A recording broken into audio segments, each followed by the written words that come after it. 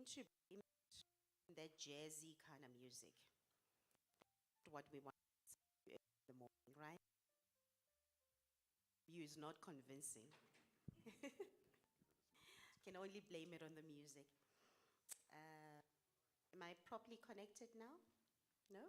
Yes? Okay, I see a thumbs up.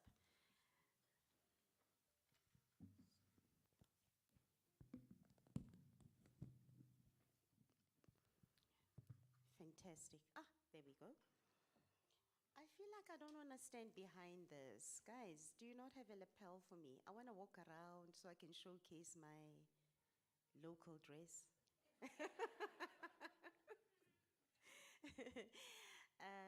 Good morning, everybody. Thank you so much for being here this morning. Okay. Ah, fantastic. There's a guy with a plan. All right. Thank you so much for being here this morning. I see it's a slow start. There's 2 elephants in the room that we can blame. Who knows which one? Aha. Mr. Escom and the other one, act of God. The rain, so it's going to be a slow start, but in respect for those of you who are here on time, we are kicking off. Thank you so much for being here this morning. Everybody else will join us as we go along. So my name is Happy Ngiguma Khumalo Ngidi, and I am the Chief Marketing Officer at Proudly South African. But I'm also playing a dual role today. I'm facilitating the session for you this morning. So I know it's been a long year, right? We are all so fatigued, and we just want to shut down and rest a bit. So we're going to try to keep you as interested as possible today. This is our very last webinar, forum rather, and it's what I call the graveyard shift. The very last one when people are dragging themselves, literally. But so please work with me. My name is Happy.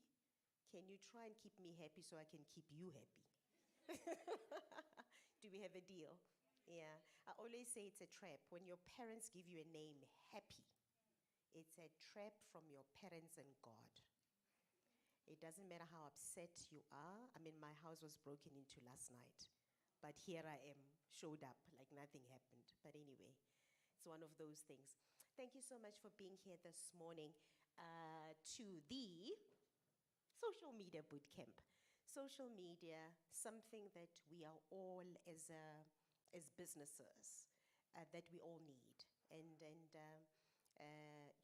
very glad that we managed to secure some of our stakeholders and friends who are specialists, if you like, in the social media space to come and share with us on how to maximize the power of social media, in the best interest of your business. This is what it's all about. Never mind the big English there, bootcamp, what. It's really about how to maximize the power of social media for the benefit of your business, especially in light of the fact that many of the businesses, I mean, it's hard. Budgets, marketing budgets are not easy to come by. Advertising budgets, it's not easy, but there is something that we call social media that can really work in your favor for your business. Why are we having a candlelight lit dinner? Oh, is it that guy? Okay. All right, I assume that, there we go, sorted. Okay, so our program today is, very much, it's an important discussion, but very light-hearted. It's not a boardroom discussion.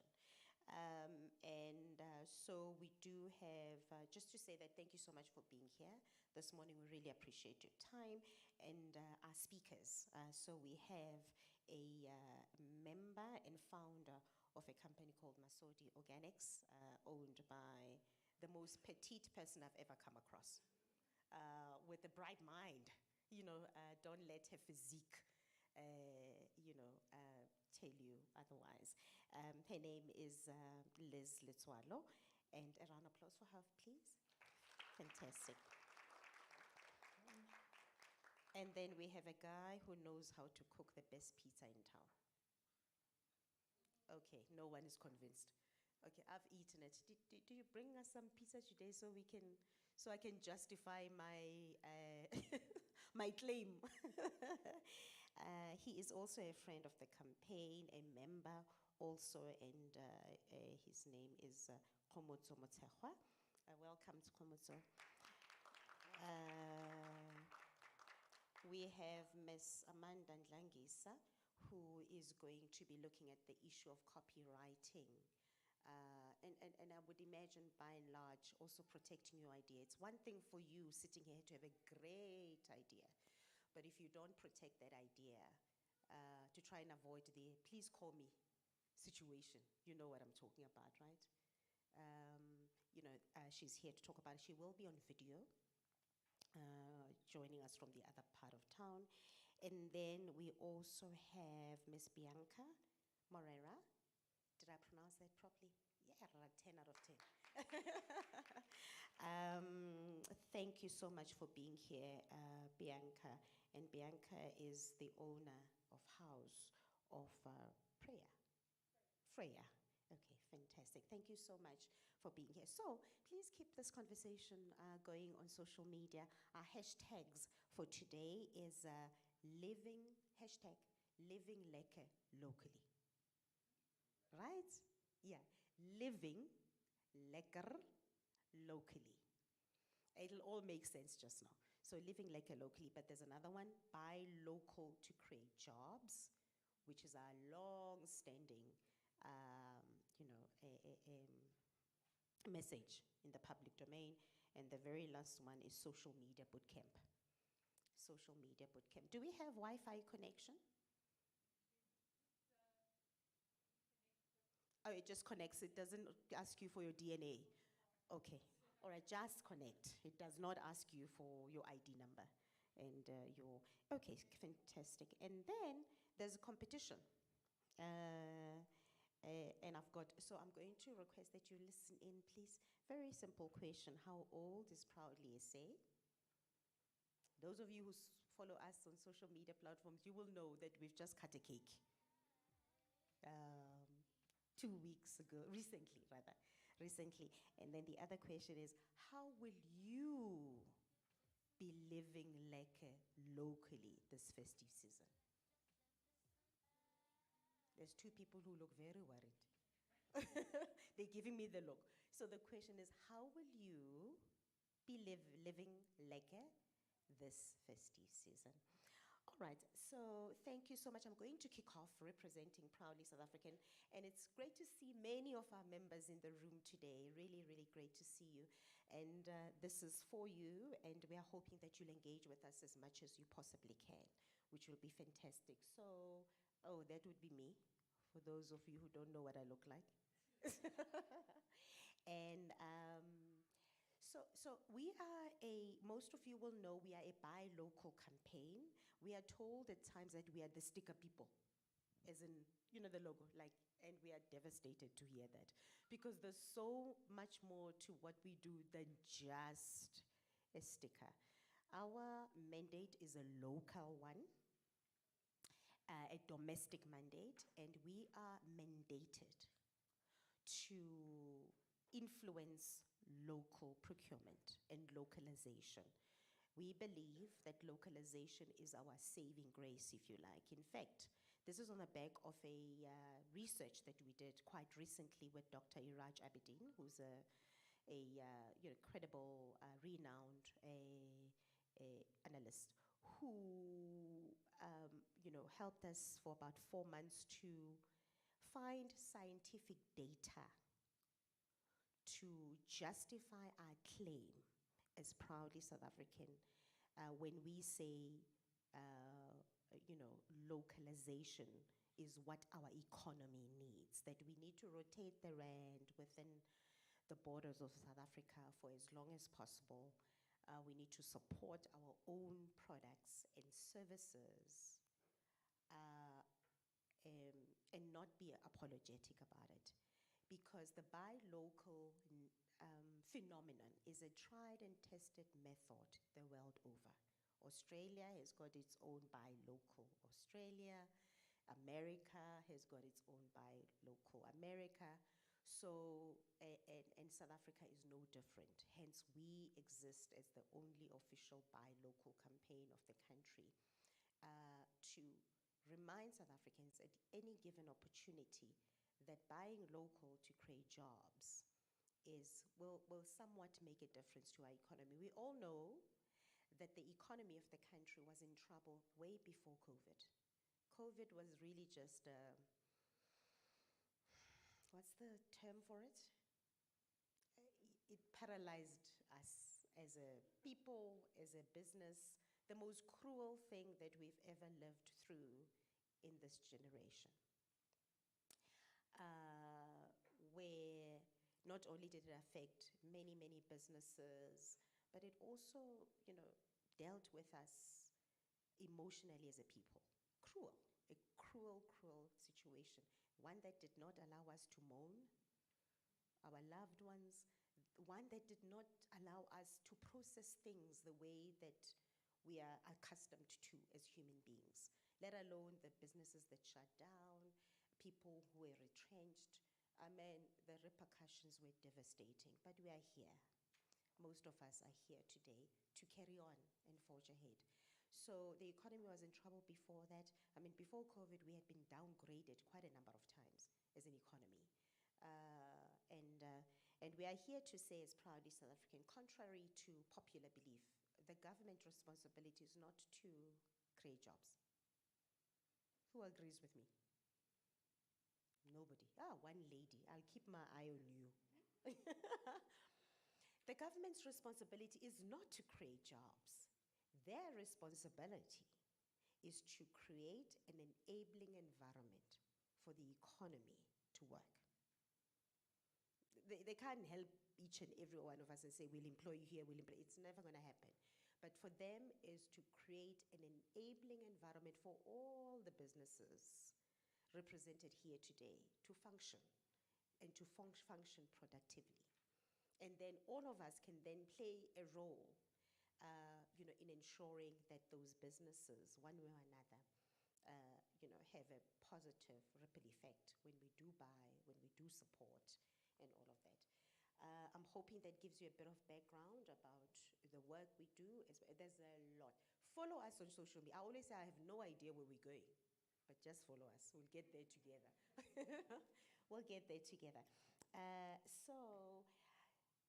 And I'm going to briefly, for 5 minutes, just tell you how we optimize on social media. Guys, don't let anyone lie to you. We look very rich at Proudly as South Africa. You know that rich auntie? Yeah, they are so broke. Ne? So broke. It is on back home. I'm that auntie. But you step out with your Vaseline, all sorted, makeup, hair, and no one believes you when you say you are broke. That's Proudly SA. We can stretch the rand as much as possible with the stuff that we do, but we have very limited marketing budgets as well, as compared to our stakeholders in the same space of work. I won't mention them by name because just now, I'll trend for having said that guy has more money than we do. But they do have money, the other people, more than we do. But we have, so we've also have an appreciation of how we can maximize on social media. In the last 5 years, since we've taken the rope and, we are led by not a new CEO rather, but he's been in the game for long as a CFO and then jumped ship to be the CEO. We have seen our social media grow in leaps and bounds. But it's also because of the stuff that we do. Remember, we're talking to human beings. Generally, human beings are attracted to beautiful things, right? Me, I'm attracted to beauty. I don't know about you, because you're not saying yes. But so we've capitalized on that. With the little money we have, we are able to, make use of social media and make it visually attractive to try and get through to an audience that we are wanting to talk to. So our LinkedIn is our professional platform where we're seeing a nice growth in it. There's a specific market with that we're talking to there. And the specific content that we will generally put on LinkedIn. And it won't be the same content that we have on Insta, for example. And I think many of you in the room will know that. So TikTok is our, so we came to a point at some stage where we thought TikTok was for the small people in our lives who have lost their minds and who have too much time on their hands, and until some of us started to have an appreciation of the reality. So those of you who are parents will know that in your homes, your children will get you to do the most weird things in the name of TikTok. I've done those things. And then one starts to appreciate the fact that TikTok is a movement that you cannot ignore. So if your brand is well placed to be on that platform, take advantage of it. We slowly growing our presence on TikTok. It's one that we ignored rather, for the longest time, but it's okay to concede, guys, right? It's okay to say, okay, I was wrong. Let me try this platform, and proudly South African is one of those where we conceded and said, okay, let's do the right thing. Facebook, we have a nice presence there. You won't necessarily see what we posted there, but it's just to give an idea of what our social media page would generally look like. So we have a nice thing there going on Facebook. YouTube is another movement that we couldn't ignore for the longest time. You will know that I think what we've learned with the power of social media is the realities around social media. You cannot have somebody in your space who runs your social media business and they are extremely what's the word I'm looking for? Sensitive. Otherwise, you're going to fight with every second person you come across. Because on social media, there's that uncle, right? Or that auntie. Okay, let me balance it. There's that uncle or that auntie who will want to take you on anything you post, because they have to sound a lot more clever than you. They know your brand much better than you do. You will not believe the number of times people have said to us on social media, but you could do this differently. How about this? And a lot of the things that they would suggest are things that we have gone through. We've tried before. They either work or they don't, but we can't be here and not know what we are supposed to be doing. Though I must say that every now and then you will find a learning point from somebody who might just drop something and you're thinking, maybe, because that's the only way you're going to grow, right? You can't conclude that you know everything, but there's that auntie and that uncle where you want to take them on, and then it's a mess, we live by the principle that, do you know that at times it's okay not to react? Yes? No? It's okay not to react at times. At times it's absolutely important, but at times it's okay to just leave it. And because it dies a natural death. Ne? Somebody posted on social media that, and I agree with them. They said South Africa is such a movie. The 1 minute something is happening, 5 minutes later we've forgotten about what has happened. Somebody else has lost their mind completely and we're following that story. It's such a high pace. So things do die a natural death very, very, very, very quickly. YouTube, I've touched on it. Excuse me. This is what our Twitter page and our Insta page would look like. I think our biggest strength is both Twitter and Instagram. There's a lot happening there. Though we find that at times, and it's okay to admit, we're not the Twitter market per se, because Twitter is meant to be very controversial. If you have beautiful, nice stories where you want brownie points, you're not going to get it. Right? And it's so frustrating. You've got to be controversial. We've got to, but we are not. We try and stay away from that kind of vibe because our credibility as proudly South African is is in our brand and our reputation. We can't mess with that. So, at times we don't get the talkability and the interaction that we are hoping for because a lot of Twitter people who are special people, in my view, find us boring. There's no story here, but if there's a talk of potential corruption, oh yeah, we will get an audience. We will get an audience, but unfortunately, we're not those guys. But you know what I mean. So it depends on which side of the fence you are on. This really just talks about the understanding your buyer's journey because that's what it's all about, right? If you're with your product or your service, who you're trying to communicate with, a potential buyer. It defeats the purpose if you're a business and you have no market. No one opens a business with an intention to fail. Yes? Nobody. Which takes me to my very passionate point about the fact that you must also not be apologetic about the fact that you're in business to make money. Don't hide that fact. I'm getting a very soft clap over there. Yeah. I saw you. You were not sure whether to clap. You mustn't be apologetic. Guys, you're in business to make money. You must make money, make profit, and take care of your overheads, obviously, to be able to continue with your business, but also pay yourself because because in the context of business, guys, it doesn't matter that you've got a team of 6 people taking care of each facet of your business, but ultimately, you are the business.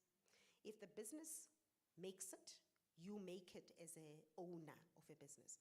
So you are a founder, you are a chief marketing officer, you're a marketing manager, you're the sales manager, you are the person who answers the phone, you're the face of the business, you are the accountant, you are the lady that welcomes people into the office, makes tea, sweeps the floor. You may not do it physically yourself, but that's what you should be worried about. In fact, you should be able to invest enough time in those different parts of your business to be able to exercise empathy for your staff. You need to know how it feels like to make a cup of tea for a guest. You need to know how it feels like to scrub the floors of your reception area. You need to know how the finance person feels like when it's end of the month and they are tallying up all the debts and they have to pay this one and they have to chase people for payments because people forget that they owe you, right? You have to chase and chase.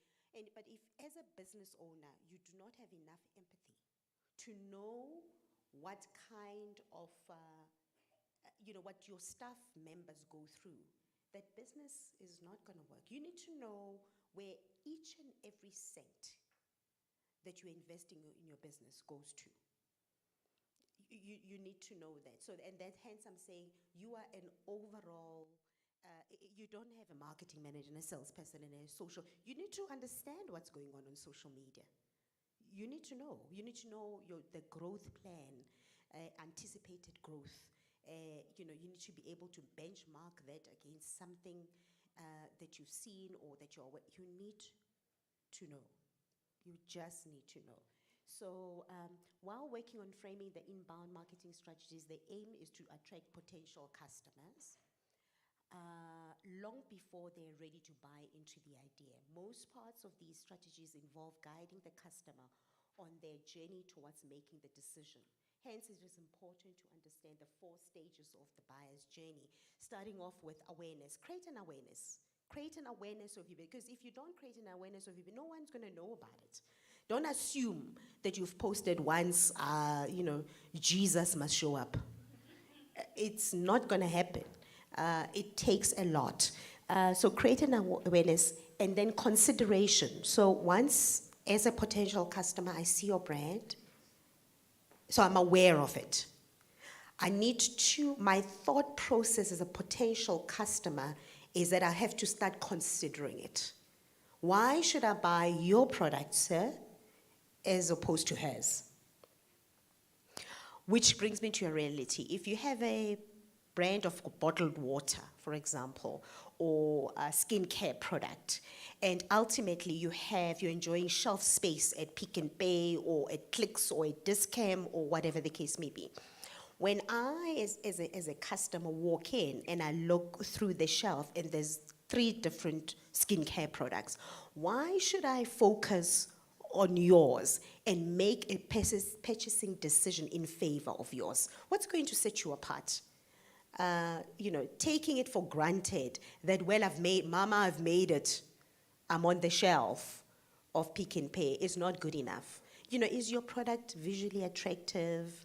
We've had a seminar in the past where we were talking about branding and a product, and where we were telling the hard truth to some of our members, and we said to one of the members back then, your product is not gonna make it, because quite honestly, as hard as it's going to be for you to hear this, it is not visually attractive. You just did a quick job wanting to get access to the shelves without really taking a back step and saying, if I were the customer and I come across a product like this, would I buy it?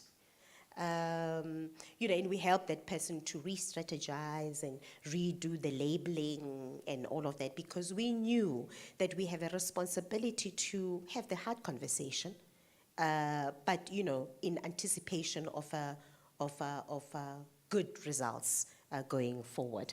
Decision. Then once somebody considers your product, then they have to make a decision. They can't consider forever and ever, amen. They've got to make a decision, and the decision hopefully then culminates into a purchase. But before all of that happens, it takes a lot of work from you to be able to ensure that the purchasing decision is in favor of your brand. Social media campaigns are very important, as you know. You've got to be out there in the public domain at all times, trying to capture the attention of your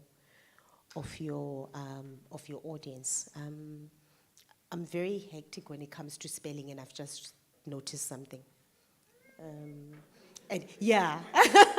I've just noticed something, and we have a long-standing joke in our department. Anybody who lets go a spelling error, they pay 5 rand.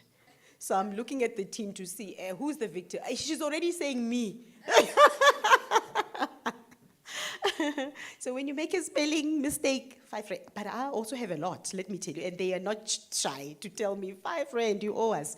Anyway, it's offer incentives, competitions, as I said, vouchers and all of that, and consider a partnership. A partnership always works in your favor, guys. I don't know how you feel in terms of your brand. We can't speak on behalf of your brand, but we know that as proudly South African, it makes sense to partner. In fact, work in silo, at times it doesn't work in your favor. But when you partner with somebody, so we have Twitter spaces where we talk to members and brands and customers and all of that. There's always nice interaction there, and it grows your following. It grows your following because somebody comes across you, they see there's a Twitter space conversation happening, they log on and they like what you say, then you've got a follower. Instagram Live, we do quite a lot of that. We've got something called the Local Friday Chat, where we talk with, not ambassadors, we don't have ambassadors at Proudly SA. We've got friends of the campaign who have a large following in their respective platforms, and we chat to them about their understanding and appreciation of localization, supporting local, why they think they should be supported. Whether it's somebody who is on television as an actress, why must we watch them from a local content perspective? But do they understand the value chain behind the work they do?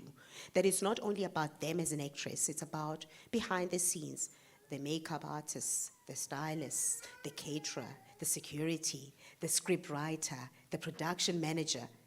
Do you see the value chain? Those are jobs. That doesn't happen by magic. In fact, we started a tour. We have tours that we do in different sectors with, where we approach university students and we say, who are in different sectors. So we go to varsity and say, students who are in the who have a liking for the automotive sector or who are in engineering and all of that, and they would like to go to a vehicle plant where they make a local car like Navara or Toyota Cross or BMW 3 Series or Mercedes-Benz C-Class. We take them to the factory for them to see what goes on behind the scenes to manufacture a car, from engine to the body of the car, to tires, to mirrors, to seats, all of that. So they have an appreciation of that industry. Because that kind of experience, you're never going to get it in a lecture room. It's never going to happen. So in the context of, I started off with acting, we take them to different local productions like The Queen and Seven Delan and whatever it is, for them to go see exactly what I'm talking about, that it's more than just what we see on screen, the acting, behind the scenes, the jobs from a creative sector perspective. So Instagram Live, we do member product profiling. Many of you have been on our pages. Yes? Those of you who are members on our pages, where when you post something, we repost it. We repost it, but you also have an equal responsibility. If you post and you don't tag us, we don't know. But if you do post and you tag us, we will do something about it. But also when you come and join us, that's where we start. We say, this lady has got this product and they've just joined us. We will talk about it on different social media platforms that we feel are relevant to your product. We'll put you on our newsletter to tell our other 4,000 members that you've just joined us and here's your product. And can they consider having a look at it, or whatever the case may be. That's what we do for your product. Live streaming of events. We live stream all our events because in fact, in hindsight, the COVID pandemic helped us to reach other people that we would ordinarily not reach. In the past, we would have this kind of setup here in Gauteng, and that's it. And it would benefit those who are in the room. But with the evolution of social media and digital media marketing space, we are able to live stream our events. So even if you're sitting in Mpumalanga or Kimberley, you are able to connect and have access to the information that we're sharing. Knowing your audience, obviously, then you know where to place them, but I'll leave that topic to experts who are here in the room to share with us. Showcase what you are offering, obviously, and encourage engagements. You have to encourage engagements. These are some of our social media campaigns we've done. I mean, there's a lot. Chocolate Day, to you might think Chocolate Day. Who cares? Chocolate Day is about International Chocolate Day, they call it. We have many members in our midst who make chocolate. People like Darling Sweets, Nestle, Forest Fairies, the chocolatiers. And what we do, we go to radio, we go to television interviews, and we say we have local chocolate. So the next time you buy your loved one chocolate, or you just buy chocolate for yourself, look out for one that has a logo, Proudly SA logo, or made in South Africa. It doesn't have to be, because not all products on shelves will have the Proudly SA logo. Live on Instagram, Local Friday Chats, I spoke to you about that. Tea time. We look for all local teas that are under our umbrella, and we go and tell people that over and above Joko Tea, Rooibos, which is our international pride, Rooibos tea, and there's many other local teas that South Africans can support. Local legends, we celebrate anyone in any sector that creates jobs, whether it's let me make an example with the soccer player. So soccer player, or a cricket player or rugby player. It's about showcasing the value chain in that industry. So 90,000 spectators at a stadium. If you think about a derby, When you go to the stadium, before you even go in, first of all, there's ticketing that is being sold. Those are jobs. Somebody sells the tickets. When you get to the stadium, there's informal trade outside the stadiums. Those mamas that sell braai and provost rolls and hot dogs, and before you even get into the stadium, those are jobs. That mama that's sitting outside the stadium is supporting a family. And they rely on a soccer game such as a derby. So those are jobs that we can't take for granted. But as you walk into the stadium, we have a small entrepreneur in the room, a small anyana entrepreneur in the making. Where? There. Okay. The security, those are jobs. The music that happens in between the during the halftime game period, it's a lot. But I always pose this question. This is why we're talking to the sport fraternity. We say, can you imagine if the 90,000 spectators at a Pirates and Chiefs game, okay, maybe at a Pirates and Sundowns game, where all of them are wearing soccer jerseys that are manufactured in South Africa, you are definitely keeping those factories open. Surely we can't import soccer jerseys. Surely. Can you imagine? It's about the reality of keeping those factories open. All right, as I conclude, and I am concluding. Wine day. Those of you who have wine products, we have all sorts of things that we do for that sector where we invite you to a wine show. You don't pay anything for it. You just show up with your brand. And we give you access to market. It's about access to market. Access to market where some of you will know in July we had a wine expo, the very first one. We had about 30 winemakers and they were all sold out completely. To a point where on Saturday, which was the third day of the event, they literally had to go to, bottle stores around that they supply to go and, borrow some of the product to go back to the center to go sell it. That's how great that event was, not for us as proudly South African, for winemakers who came to the show with one intention, to generate awareness about their product and ultimately to sell to people who walked into that. Behind the scenes, as proudly SA, we made sure that we marketed the product as much as we possibly could to ensure that people walk in, Pela.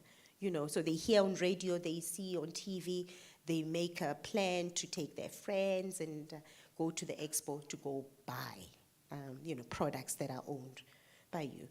And my parting shot is a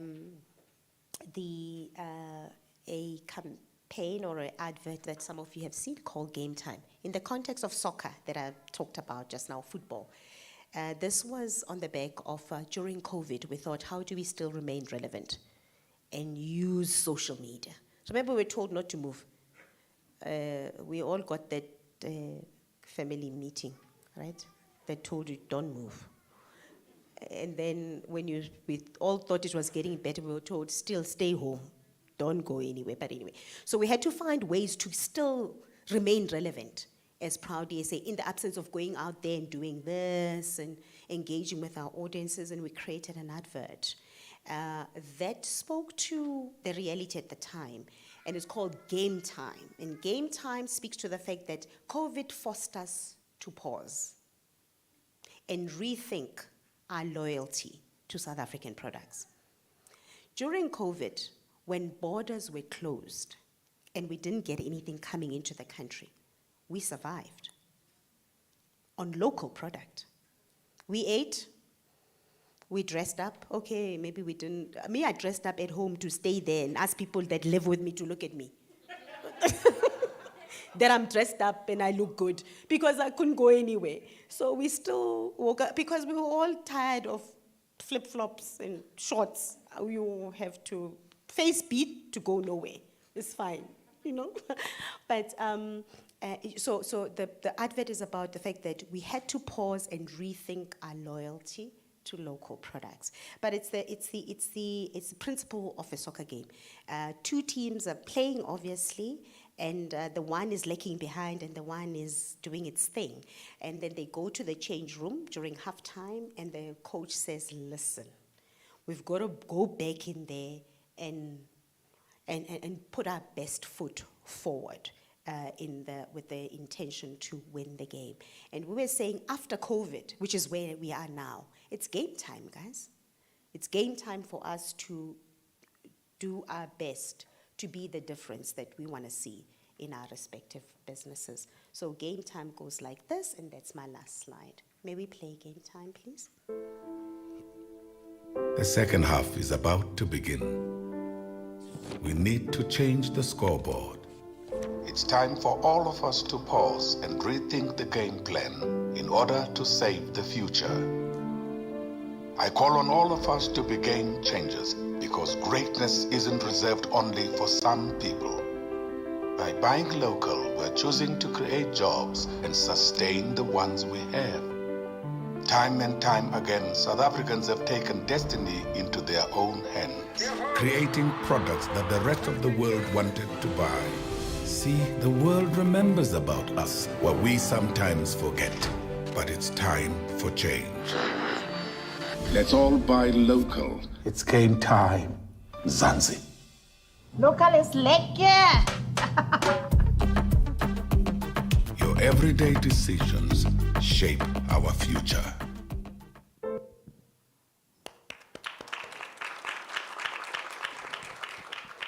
I'm very unhappy. That's so I threw it there. Your everyday decisions shape our future. I didn't say it. The king of Wakanda said it. Right? Yeah, we must listen to him. We didn't say it. But it's a very simple question, but it makes you think. Our everyday decisions shape our future. To help you win that prize for living, how are you going to live lekker locally this festive season? Before I call our next speaker on stage, is that if you think about it, living lekker locally is about the fact that we can all, in fact we do, not we can all, we all consume local product. We all consume product every day of the week. From dusk to dawn. So you wake up in the morning, the bed that you're sleeping on could be made locally, and we've got those manufacturers locally. The bedding you are using could be from Mr. Price or whatever the case may be, but it can be local. You go to your bathroom, your skincare products could be from Masodi. You know, but there's many others we know. There's many Portia M and all of those people. You know, what you use in your bathroom. Even the bathroom fittings. You can have a stunning bathroom, guys, from products from CTM. And then you go into your bedroom, you know, to look like these ladies here. Oh, and the gents, you know, lovely. With local clothes. You know, go through your wardrobe and decide to wear your sneakers and your whatever the case may be. Go to your kitchen to prepare honorable member. I recognize you. I'll be back. Go to your kitchen to prepare lunch for the kids to go to school or breakfast or whatever. The products in your fridge. You know, even what you use to make your coffee. Nescafe and Cremora, I've just exposed how old I am. Cremora is not on top, it's not inside, it's on top. You know, sugar and all of that to make all of that. Then you drive to work. You could drive in your BMW 3 Series. You don't even know that it's made locally. You assume. Yes, X3. You assume that it was brought in. You know, it could be a Toyota Cross, or Navara, or whatever the case may be. You drive to work, you get to work, your laptops and your smartphones that you're using, the furniture and the oven, all of it can be local. Go back home to prepare dinner. The products are made locally. The flat screen that you use in your home to watch local content, flat screen is made locally. You're watching local content. You go back to work, to bed. Switch on your alarm system. Everything can be local if we just think about it that way. So I've given you an answer for that price. How are you going to live lekker locally? The first question, and our next speaker is Masodi, is Liz, who owns Masodi. We good, Liz, to go? Yeah? Owns Oh, am I sleeping on the job? Oh, in terms of a presentation. Askis, okay, 5 rand from me for sleeping on the job. Okay, it is Komozo, who will be talking us through, the power of social media and how he's benefited from Proudly South African in the many, many years that he's been with us. When were we born? Hey, that lady is. No, you must raise your hand.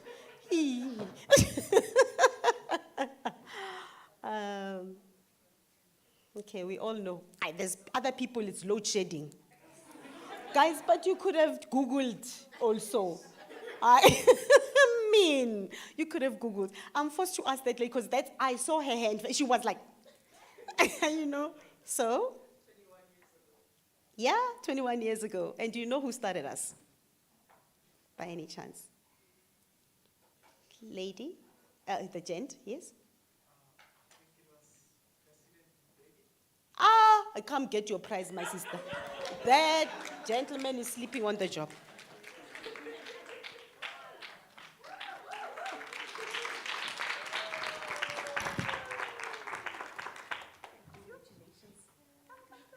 One for the grand. There we go. Congratulations. So my brother, you're right, it was a president, but it was Madiba Galoku. Hey, Aish. Aish. Komoto, you're welcome. Komoto owns a company called Konal.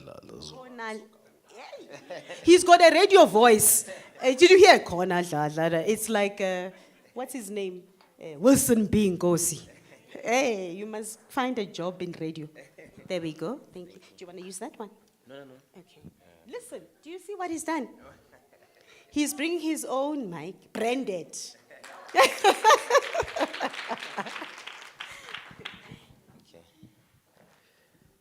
Morning, everybody. How are you all doing today? Okay. Get December, boss. Thank you so much to the Proudly SA family for inviting me here today. It was an impromptu one, so I had to just jump quickly and come through, When they call, you jump, And one does that as well because of recognizing and acknowledging the help and contribution that they've put through into our brand, into getting it to where it is today.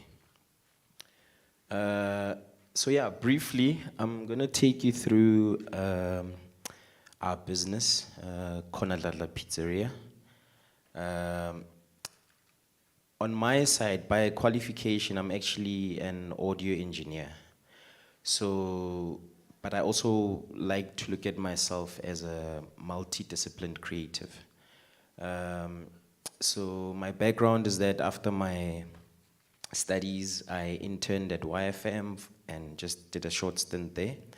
And then I worked in the broadcast industry thereafter. Well, I actually started in a call center with the vision to actually eventually move into the broadcast side of things, which fortunately also materialized within a short space of time. And thereafter, I became a studio manager. I used to run 2 studios at DSTV, where 2 studios. One was a chroma key studio, which is a green screen, and we produced numerous programs for Channel O, Vuzu, and all other different stations there. And it was quite a great time. I was quite young, met a whole lot of people, gained a whole lot of experience. And yeah, I then left that company in 2010 to venture into the whole entrepreneurial space. But interestingly then, in between that time, I think around 2009, I was at the time living with my brother in North Riding. And one particular evening, Friday, we decided to go out, and we, are searching for fast food, And we found a 24-hour pizza spot at It was at a place called Banbury Square. And when we got there, they were running a wood-fired oven, which one was unique because that's the original way pizza's done. And then secondly, we had the option to choose our own toppings and create our own pizza, which when you think that far back, there weren't a whole lot of brands or outlets that gave you that particular option. So I was firstly just taken aback by that, because having only been so used to a particular brand, you get acquired to that taste, nothing is ever different. So when you get there and you offered, the opportunity to create your own thing, I was just taken aback by that. I was like, whoa, okay, you know what? One, let me choose my own things, let me taste this thing, and it was quite good. And I was like, you know what? Immediately there was a light bulb moment to say, in the township, we don't have this particular thing. You know what I mean? How about I try it out? So the first thing I did then, I invited a couple of friends to also come through and try this particular meal.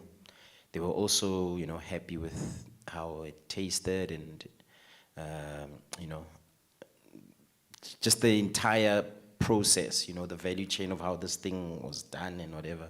And I said, look, here's an opportunity for us to create something out of this. Unfortunately, that didn't work out. So I parked the idea. Mind you, at the time, then I'm still the studio manager. Left my job, and then an opportunity also came thereafter for me to go to Germany to build studios, TV studios with a particular company. So I went there for a short stint, came back, and then when I got back, unfortunately that deal sort of didn't pull through thereafter. And I decided to put as much effort now into my other business, which is still running to this day, which is called November 20th Entertainment. So there we just provide technical solutions, entertainment for corporates. We offer sound, lighting, staging. I DJ, I produce music. I work with an orchestra. I've got a team of friends of mine that I usually just go around, entertaining and, offering all these different solutions. And I think the importance for me there was that I tried to look at all of my passion points around entertainment and media and sound, and just try to see how I can merge all my different sort of, talents and aspirations around this thing to see how I can sustain this business. And I was fortunate, as I say, that outside of, when I think back to my first sort of gig that I got, it was for us to entertain at a function, and then thereafter came in and I said, hey, I could do photography. They gave me an opportunity, which then later led to also producing video content. Mind you, I qualified as a sound engineer. I didn't know much about sort of shooting and whatever, but having come from a broadcast industry, I could somehow connect the dots, And I'm saying all of this just to eventually show you how I'm going to lead up to how Konalala came up and how we use social media. So fast forward, we do so many events and corporate gigs, and then at some point I did a show where we used to cover sponsorship properties for a bank. Fortunately, I just lost a friend of mine who I used to produce that show with, Paul Shongwe, who was on Metro FM and SABC. So we had sort of put together and pitched together a show for Nedbank, and we used to cover all their sponsorship properties, from the Nedbank Cup, the Nedbank Golf, the Comrades Marathon, where we would just, go around profiling that event and just sort of putting together short format videos that they could use across the different facets of the business. So in all of that, one is just gaining experience, You're always dealing with different people, different brands, etc. And this now, when all of this is happening, this pizza idea just keeps knocking at the back of my head. that start this thing. So I think it was around 2015 or so where I decided, you know what, let me actually just go online and teach myself how to make this product. So I go on YouTube, I see, the different ingredients and all of that, and then trialed it at home. Then the next part then was to get an oven.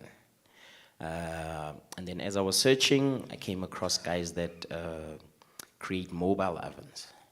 So I got that oven, which is quite heavy. It's gas operated. And the mission then started to, play around with flavors and burn a few things and, do a couple of tastings. And then the next chapter thereafter was to come up with the name. So at this time now, I'm back in Soweto. I'm living with my mom. My mom had cancer, so I had to go back and, assist where I can. So she eventually, fortunately, did beat the cancer. And we're sitting one day, and I'm thinking of creative ways and how to name this particular business. And then she's like, aye, man. So our home is a corner house. She's like, aye, man, why don't you call this thing Corner Dlala? I'm like, Corner Dlala, it's so generic, but it's actually quite catchy, Everybody can connect with that. So I'm like, okay, cool. Grab the name. And then in that particular setting again, I come up with the payoff line, which is Zwagala Sokaula, which basically means come through and let us all feast. So I went, registered the company, and then I think, even when I look at the company profile, we registered 2016. It was around November that I registered the business. So come up with the name. Product is still a bit shady, It's not the best of pizza, but, then because now I've got all the experience coming back from TV and having produced, so I could just rally all my different guys that I've worked with to help me with branding and whatever. So the guy that was actually assisting me, Charles, when we did the NetBank thing, he helped me create the logo and make it animated as well, So I've got all this footage that I'm sitting with, but I'm procrastinating now in terms of starting the business. And then one Friday evening, so I've got these things here. I think this came, oops, it happens to me as well. Sorry about that. Oh, sure. Okay. So one Friday evening, I think it is, so these are some of the, what do I call it, equipment pieces that I use whenever I, produce content and all of that. I'm sitting at home, I'm bored, it's a Friday, I'm like, let me put together a promo. So I've got this voice recorder of mine, which is a Zoom recorder. I decide to do a conversation between two people who are speaking about the launch of our outlet. And what I do is, after recording that voice, the second respondent, I pitch down the voice so that, it's not the same voice entirely. It can be as though two people are, having a conversation. And that then led to this first video that I'd like to show you guys. Video number 1 coming up.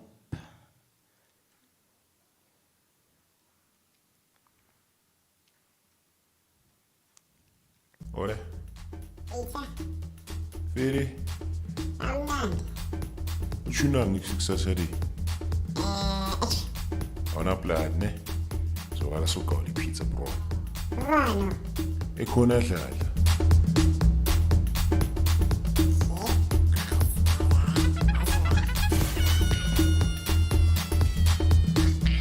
Conela, Zwagala Sokaula.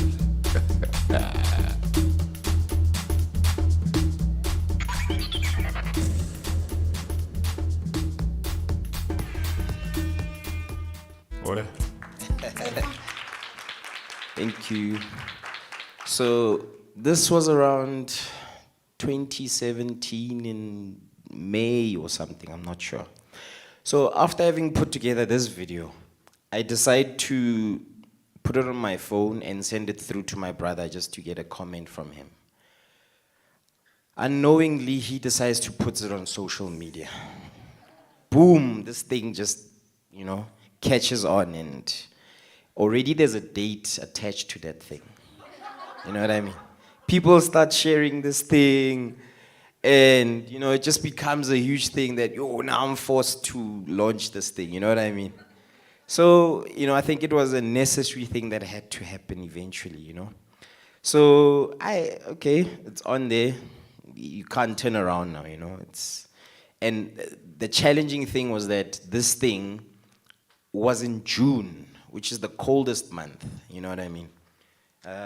So he put that thing up, and then had to now start running around to see how best can I leverage now on this thing in terms of getting other additional things for the launch. And I'm quite particular now, when I always put effort in which I think is also a lesson for all of us, that especially if we're small businesses and are gonna, start brands and whatever, it may seem minute and look, quite small, whatever thing that you're trying to do. But always try and, put as much effort as you can into it, because you never know how people are gonna gravitate to whatever you've put together. So, boom, this thing is on. And then, because I'm a creative again, more ideas come. So I decided to go and print boxes. So I was very intentional to say, okay, if I'm gonna start this little business and brand, I want to make sure that I autograph my work with excellence, I'm always just putting a stamp of approval around what this brand is all about, So I decided to go and find a company that can print boxes. So I found a company, printed the boxes, and then an idea came again to say, let me put together another promo, which is the second video that came up just before the launch, where I was just trying to create excitement again. So I'm sort of just running away now with this thing, And the second promo came up, which is video number 2.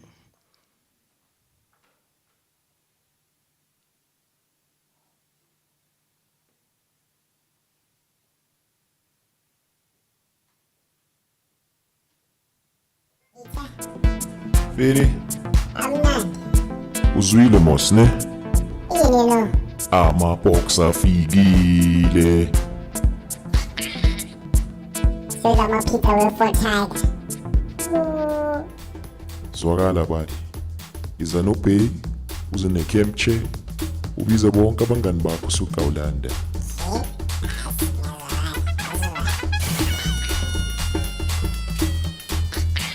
Khona Zwakala sugawula.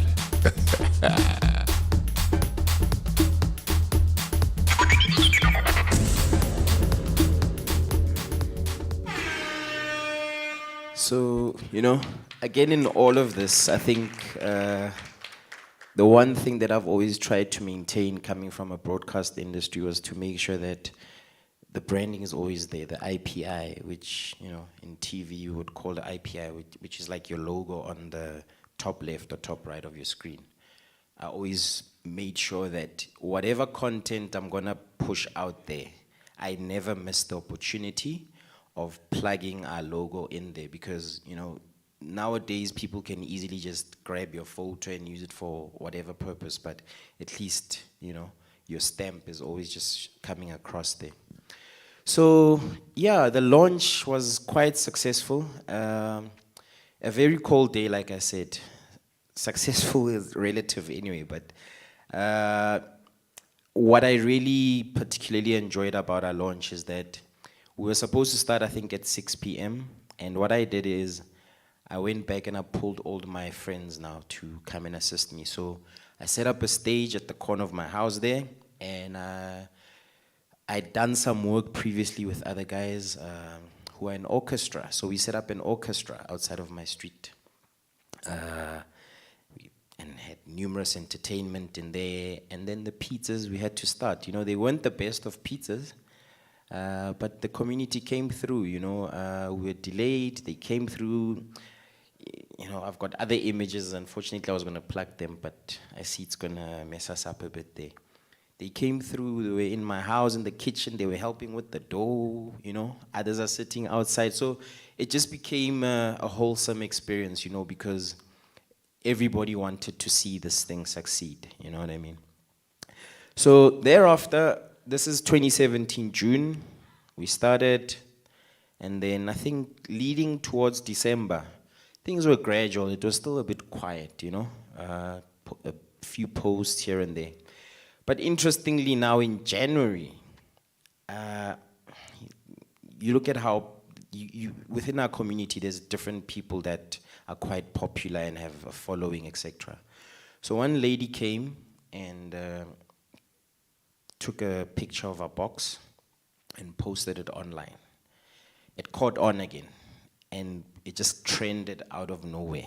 We were surprised that for January, it's supposed to be the most quietest of months. All of a sudden, there's an influx of people coming in we're not ready for, but you know, we just have to start running with this. So because now we're trending, you look at now the world of content producing. Usually when you're in media, you're gonna look at what's trending so that you can bring it to the fore within your content production and plan as such. It happened that one lady, Hlele, who was a content producer on one of the shows on Josie FM, she sent an inbox on my Facebook to say, hey, listen, I'm content producer so-and-so, and we'd like to feature you on our radio show because we see you guys are doing quite well, etc. I'm like, oh, okay. Happiness, first radio interview, will gladly come, and we'll bring pizzas for you guys as well and make them live for you there, which is what we did. We went there, and when we got there as well, I never miss an opportunity to take footage. So I brought in another person to assist me to record that experience of us being there, because I know the value of having content which you can always use, you know, not even immediately, but in the future. Because remember, sometimes when you plan your content, there are days where you're going to be short of content, but you can always what? Throw back. Or flashback Friday, you know? So we did the interview. They were also quite impressed with us. And whilst in that same vicinity and environment, it happens that Hlele says to me, you know what you guys have here on offer, I think would do really well with Proudly SA. And my mom works at Proudly SA. I think you must just try and contact them and see if you guys can marry the two things there together. We did that, and immediately after we did that, they were on the lead up to doing the Buy Local Summit in 2018, because now we're in the new year, in 2018. And again, here's an opportunity, access to market opportunity, like Makumalo says here, for us to come through and showcase offering. And again, similarly, whatever opportunity comes, you grab it with both hands. And we got there, we were given our stall, and I made sure again that, you know what, because this thing is a blank canvas, let me bring in all the experience I have from TV, from whatever, that I can just create a visually appealing space for us to leverage on. And we can throw back now to video number 3, just to show you guys what we did at Buy Local Summit 2018.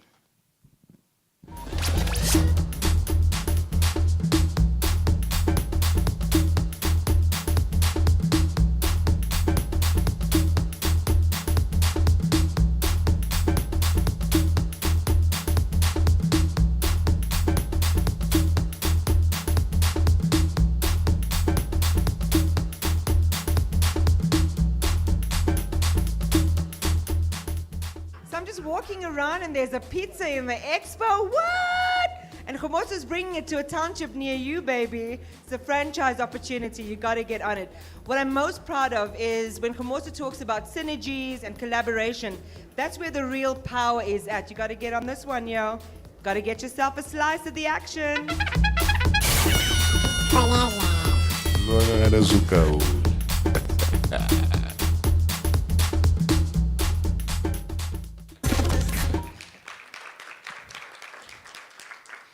Yeah, so I think, as I say, whatever opportunity that comes at our fore, access to market that proudly has always sort of called us to say, hey, here's an opportunity, would you like to activate? We always grab it with both hands. We still have a very small team, and mind you guys, sometimes, when you've curated and put together a piece of content like that, it may look all perfect, but you don't see the behind the scenes. You guys don't know that on this particular day, so at the time we hadn't even got our food truck. I've got my bakkie and we load up the oven in the back and all other related stuff. And the car's full, the back seat, we're sitting. On our way back, we actually stopped by the cops to say, hey, my man, what's happening here, This is an overload situation going on here. You know what I mean? So there's always so many stories in between in the lead up to showcase the difficulties that, but you never focus on that. And because, again, as a small business, you wear a couple of hats.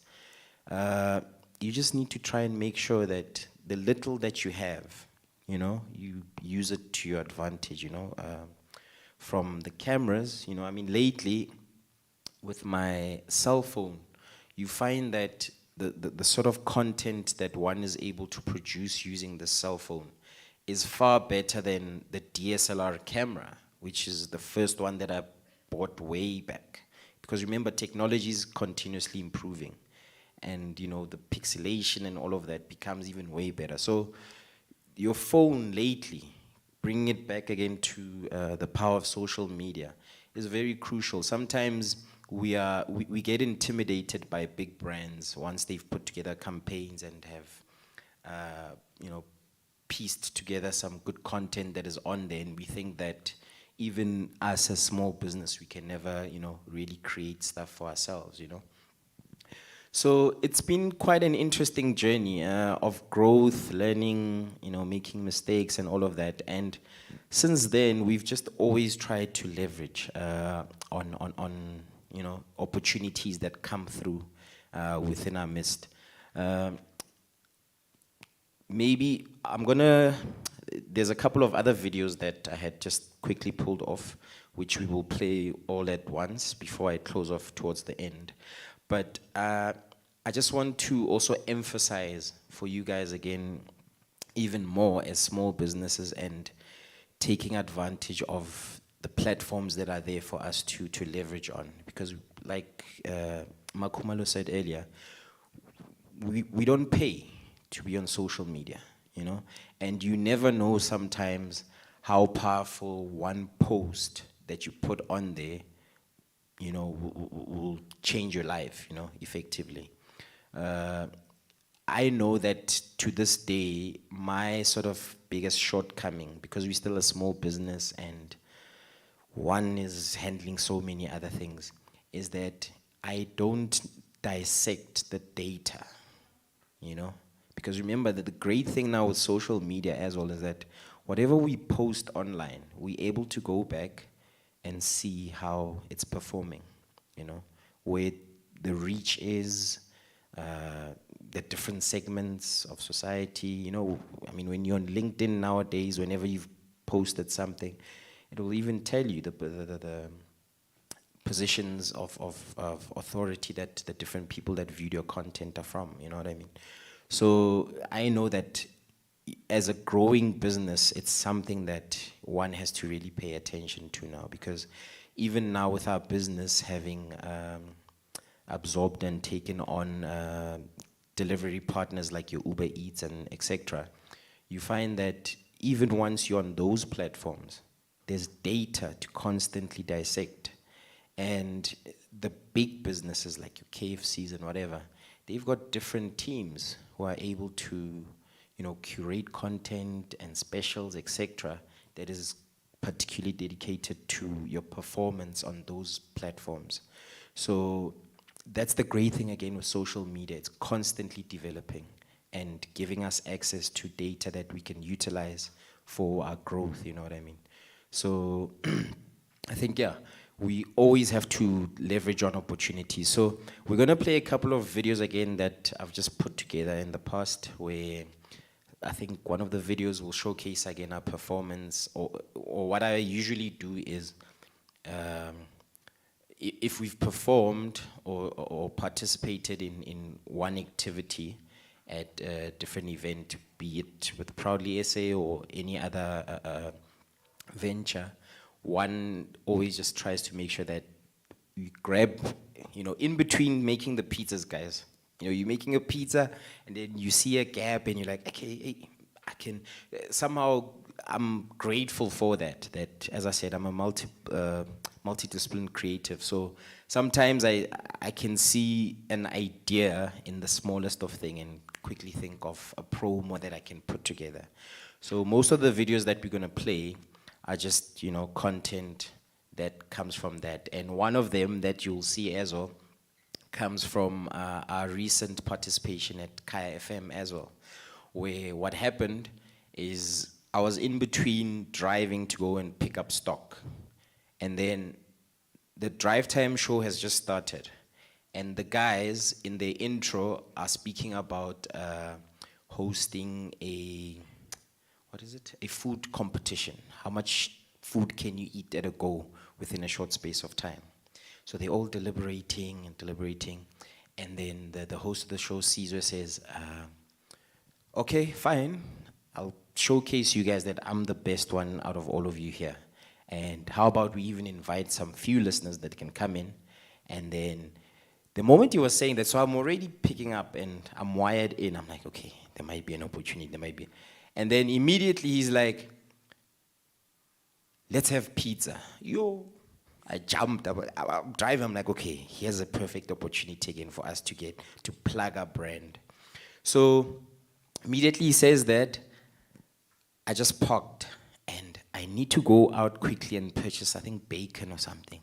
And I'm like, if I leave now and I've switched off the car, I'm gonna lose out on what these guys are gonna say. And at the same time, the store is requiring that I bring back the stock. So immediately, I pull out my phone. Luckily, I've got a little bit of content that I have there where I was showcasing the pizza.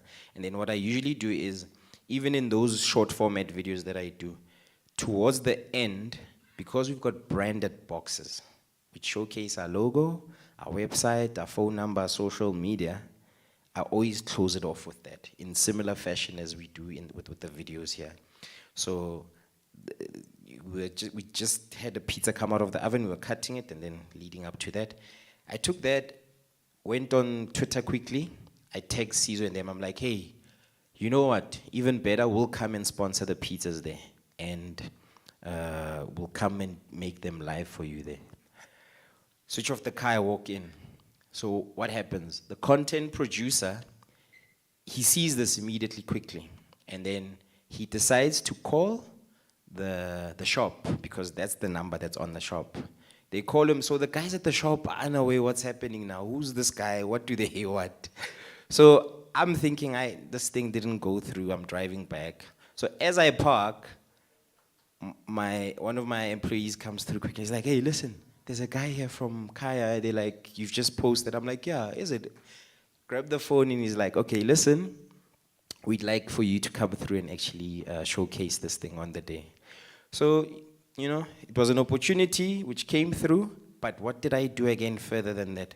I decided to create another promo that I can showcase on our social media to say, hey, our followers, we're gonna be on a particular radio show, look out for 1, 2, 3.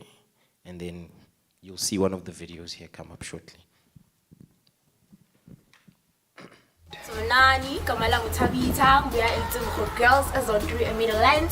Besi Shai Randula, Ekona Dala, Sati, Pizza Yakona, Imuna, Dizwagala, Nauzos Bumnati. Dake!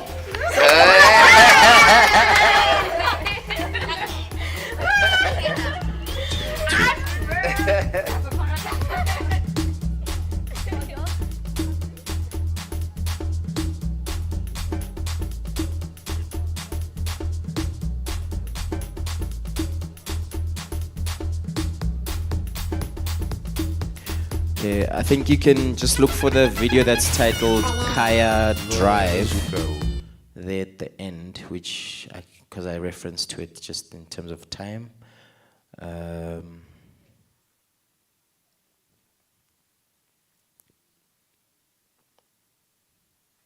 we go.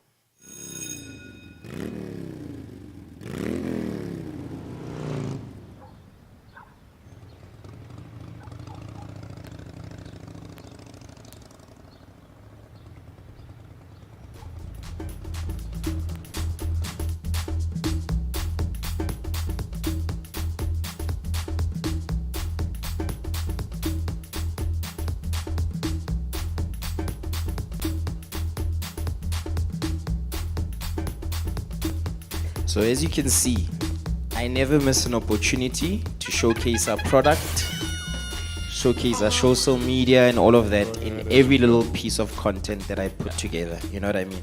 I'm showcasing that we're going to be at Kai FM, etc., but I'm always just plugging our brand as well, you know. Recently, again, we actually just won an award. I forgot to introduce myself to say that, hey, we're the award-winning business. So recently, Santam, the insurance company, awarded us as one of the most loved businesses for 2022. And I think some 2 weeks back, I went to go pick up the prize. And I think what was even more meaningful about it is that one of our supporters actually nominated us. And out of numerous entries we came through, we won 20,000 Rand, etc., etc. And it worked out so well because we're in the middle of growth, you know, moving into our new shop, you know. So I think because we cut out for time, there's just been so many things that have happened within all of this, and the power of social media has always been central to our growth. So leverage on it and just try and make use of it, you know. The last thing that I'm really proud of and so grateful of, just to put a spotlight again on Proudly SA and them having been central also to our growth and supporting local small businesses. So just after the pandemic, the lootings actually, they had invited me to be on a talk to see how the lootings had impacted us. Obviously they had different speakers on board. And one of the speakers there was Mr. Mike Nkuna, Dr. Mike Nkuna, who actually owns a couple of malls, one of them being Protea Glen Mall, which is not too far off from our flagship store. So I forgot to mention again that having started as a home business, in 2020 we moved into our local shopping center to start off our flagship store, which fortunately was not affected during the lootings. But with the lootings, we were on that call. We had a WhatsApp thing that we were all on. And after the call, I'm like, hey, you know what? I need to find a way to speak to this gentleman so that I can find an opportunity to move into their shopping center. And in this year, May, as I was walking within that shopping center, I spotted a shop that was vacant. And I decided, I was scared, guys. I'm like, hey, how do you call this person, you know?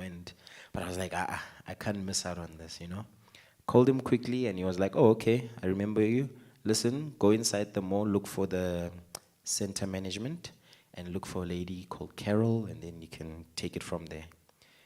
Negotiations started from there. It was difficult for me to get in there because they've already got other pizza outlets. But again, being on the spot and thinking quickly and sort of being wired for opportunity, I came up with this thing that we'll do shawarmas as well, because I've always wanted to do a shawarma brand as well, because it's almost linked to pizza toppings as well. And that's how we were able to get in there. So negotiations started from around April, and in November we were supposed to start on the 1st, but we started on the 14th of November this year. So today, it's actually become full circle, which is the 14th, Makumalo. We've just completed a full month at our new shop. We're yet to actually do a launch. We're actually having discussions. We might do the launch on Friday, but just on Monday, in between selling shawarmas and assisting the guys, I put together this promo, which you're the first ones to see. I'm yet to actually even put a voice to it. I've been thinking about it, but it's called, if you look for the last video, it's called Z something. It's the last video within that list. This is it.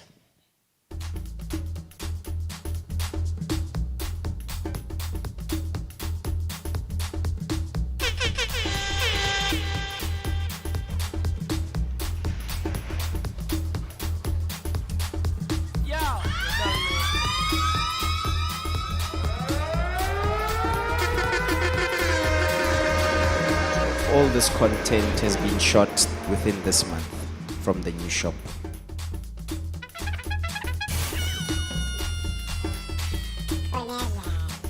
Forever.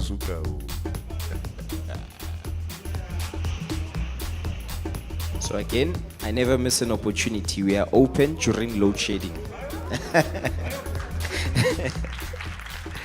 Okay, thank you so much, guys. I wish you all the best of luck with all your businesses. And once again, thank you to Proudly SA as well for the platform.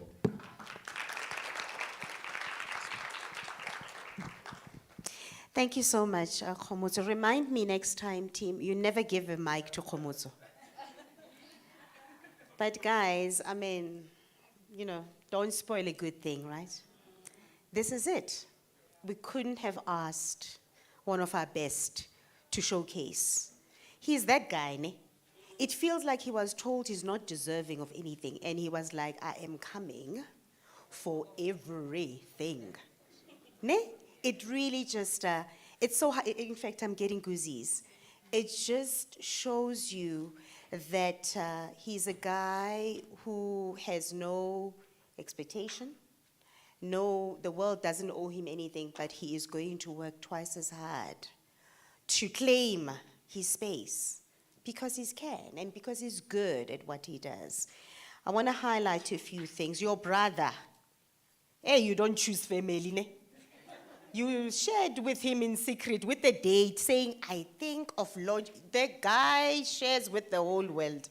And then now you're under pressure to launch. But in hindsight, look at you. You know what I mean? Look at me, like a hand clap to your brother. He's that guy who obviously wants you to succeed. By the way, for those of you who are confused and who don't know what Dladla means, it's a home. So Kana Dladla is a home around the corner, kind of vibe. I'm talking to you, say. I suspect you were, there was load shedding. You were confused, okay? Alrighty, and then the looting situation, it just proves that proudly we walk the talk, guys. So we are an enabler, and we hook you up. But it also proves the importance of when we do call or when we do email and invite you, just simply show up. Because if you didn't show up at that seminar shortly after the looting, you would not have met Mr. Dr. Nguna, who owns the shopping centers that you now have opened a shop in the last month. If you had not been at that opportunity, you wouldn't have had the second shop. I want to clap for Proudly SA. Shem. I know. You know, this is really the difference. This is the difference we wanna make. This is a success story, and I'm hoping there's much more. Guys, let me tell you a principle. Me, I praise myself. Life is too short, guys. I don't want to die tomorrow and then I'm a horrible ancestor. I've got issues because that lady at the conference forgot to clap for me, where I could have clapped for myself. I'm not going down that route. Me, if I feel I am the girl, I tell myself and those who care to listen, I can't be a bitter ancestor, you know. All right, my lady, I slept on the job. You raised your hand 5 years ago. What was your question or comment? No, my comment was, after taking the bath, you forgot to wash your basins and to spray the showers locally. Those handy endies. And Kimberly Clark is our, yes, you are right. So you clean after you make the mess. I agree. Yeah, I need this kind of audience who are wide awake when I sleep on the job. Living like a locally. We're still going there. We have a prize to give. Alrighty, so our next speaker is Masodi. She's petite. Listen, they say diamonds come in. Dynamites. Oh yeah, diamonds. You're now way. And it's only 10 o'clock. Anyway, dynamites come in small packages. She's also going for everything. Liz, please come join us. And she comes prepared, camera and everything. She's... Your battery's dead, but you've been busy. You've been busy. No, we've been capturing you. We are about to capture you. Thank you so much. Good morning, everyone. Good morning, good morning. I'm going to need you to wake up for a bit. I feel like you're sleeping. My name is Liz Litsole, and I'm the founder of Masodi Organics. I have a phone in my hand simply because Gudwano said, prepare presentation. I said, nope, I don't have the time. But I also feel like I can put together a more natural, more honest conversation when I don't have a guided presentation. I've done that a lot in corporate, and I feel like it's taken away the authenticity from me. So I'm here to talk about two things. One is my business, Masodi Organics, but most importantly is number two, social media. And my assumption would be that most of you, if not all of you in this room, are entrepreneurs who are looking to get some helpful tips about how to optimize your social media to grow your businesses, to grow your sales, and to become successful brands. And before I get into Masodi Organics, I think let me cut to the chase about the stuff that you're most likely interested in, which is social media. And the first thing I wanted to talk about was why social media is important. And I've got 4 points here about why social media for me is important. And the first one is documenting the journey, or documenting the process, or storytelling. And when Khomoto was talking about his brand, you could see how well he had sort of like done that storytelling, story documenting, from rags to riches, almost like kind of story. I think that is so important for parts of the stakeholders that we're trying to target with our social medias. The second thing would be obviously sharing the product offering or service offering. Whatever it is that you are creating or you are building or you are selling, you want other people to know about. And I think social media in today's world, where other mainstream media channels are so expensive, has allowed many small businesses the opportunity to thrive from a sales and marketing perspective. The third thing would be communicating the brand fiber ethos, or the feelings of a brand. How people know about Masodi Organics, for example, is associated to a feeling, is associated to an emotion, it's associated to a belief about who we are, our values. And I think what better way other than social media to actually communicate that? And lastly, it's to build a community, and not just for community's sake, but to also influence trends, or influence the culture, or influence consumption patterns. And I'm gonna go into each of these points very briefly. So the first one on documenting the journey for me, an example of this was I started Masodi Organics. Normally I say I started it like I start a cup of tea. It was very careless, it was very abrupt in nature. I just woke up and I said, that's it, I'm starting it. The first step I took was to start a social media account. That's the very first thing I did. And I went to my personal Instagram and I told people, follow this account because something is coming in a month's time. I went to Twitter, I did the same. I went to Facebook, I did the same. That way I was locked in, because there's an element of shame in all of us. You don't want people to think you said I'm going to do something and not follow through. So there was that element of shame. I tapped into that for myself. And I said, guys, in a month's time, something is dropping. Didn't have a product, didn't have anything. And then what I then did was to document the story. How did I document the story? I walk around with my camera. The first thing I did when I came into the room, I put my tripod, I put my camera around because I'm documenting the journey. When you look at some of those people that we look up to, your Serena Williams and even your rappers, and you see videos of them when they were like 6, right? And you're like, how did you know that you were going to be great? I don't think they did. I'm pretty sure there's a couple of camera footage, video footages and stuff that's just sitting in archives, right? But what matters is that you're sharing the journey. Whether you believe you've made it or not, it doesn't matter. It's important to document the journey because people need to see how far you've come to believe in your vision, but also people need to see the consistency at which you're able to execute. And at times, people need to see your ability to pivot when things are redundant. The second part was sharing the product or service offering. I'm going to urge you, I think I do that really well. And I still manage Masodi Organics Instagram account. It has 18,000 followers to date. We started 4 years ago. I started it myself, ran it all the way through to today. Only yesterday I put out a post because I'm tired. I said, guys, we're hiring students for social media management and content creation.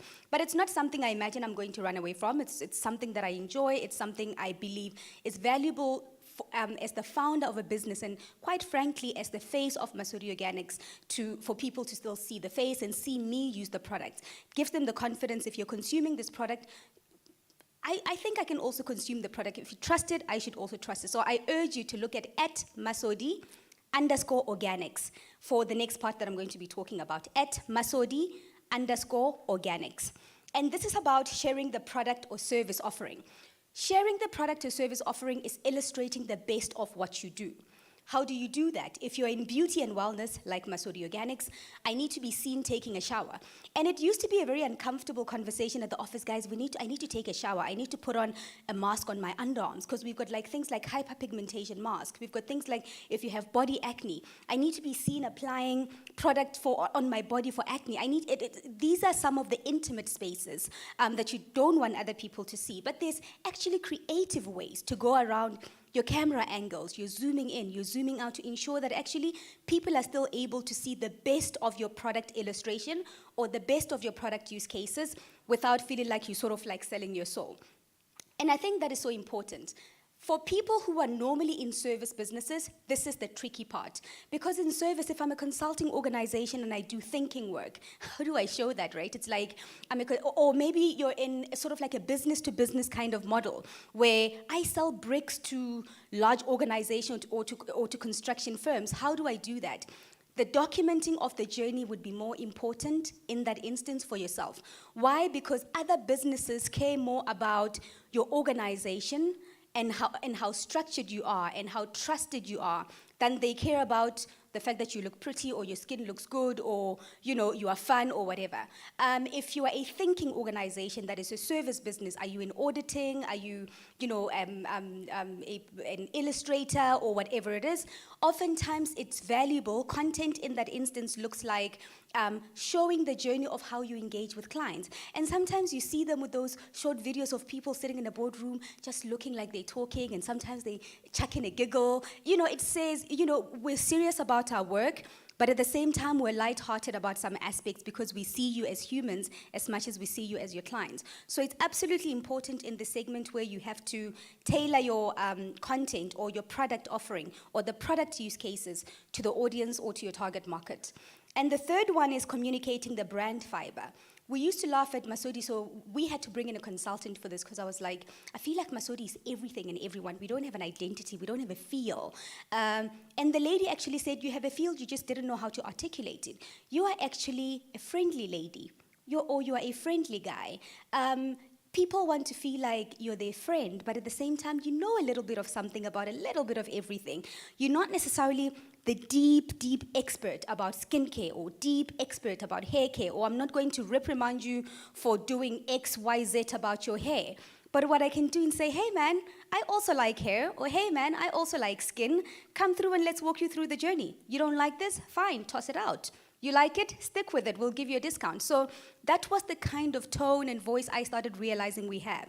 It comes through when we're taking content, when we're speaking to audiences. It comes through in our marketing. It comes through in some of the little cute videos that we do at the office, because that is the kind of fiber or ethos or values that we want to illustrate as a business. But it's also something we want people to feel when they engage brand Masodi Organics. And then lastly, building a community and having influence. I've learned this aspect of social media from some of the best influencers in the game. If you think internationally, you can even think the Kardashians. If you think locally, you can think, there's a guy, my new favorite content creator, Sabelo the Creator. He's this guy who cleans his room, and he does these weird things where he just like looks after himself, clean room, clean body, eats well, kind of like lifestyle influencer. And the reason I think that is important is because the moment you get yourself to a position where you have built a community that believes in what you do, that has bought into your Kool-Aid, that says, no, this guy, if we trust him, if he says this product works, it works, it means you have the power to influence consumption. It means if now I'm a pizza person, I can actually do a Sunday pizza. We can do Sunday pizza days, where it's like on Sundays we have pizza. What have you done? You have influenced consumption. You've influenced consumption to do two things. One is, I know that for my planning, supply chain or behind the scenes, for my planning, well, we sort of like pulled all the noise from during the week, we've thrown it into Sunday. It makes your operations easy as a small business with constrained resources and a constrained team. But two, it means that it's easy to forecast. If we want to push pineapple pizza base or whatever variant, what does that mean? It means that I can just say, the other material or tomatoes have gone up in price, let's just push this one. You get a guy like Sabelo, he says the pineapple is my new favorite thing, and everyone goes for that. In very small ways, you are able to influence some of your operational, some of your financial, some of your back office kind of decision-making things, and some of the optimizing sort of like levers behind the scenes through just sales and marketing. It's not just only for, people to buy the stuff or people to, what matters in the season. For example, Masodi Organics, now it's Christmas season. What are we trying to push? Gifting, right? What do?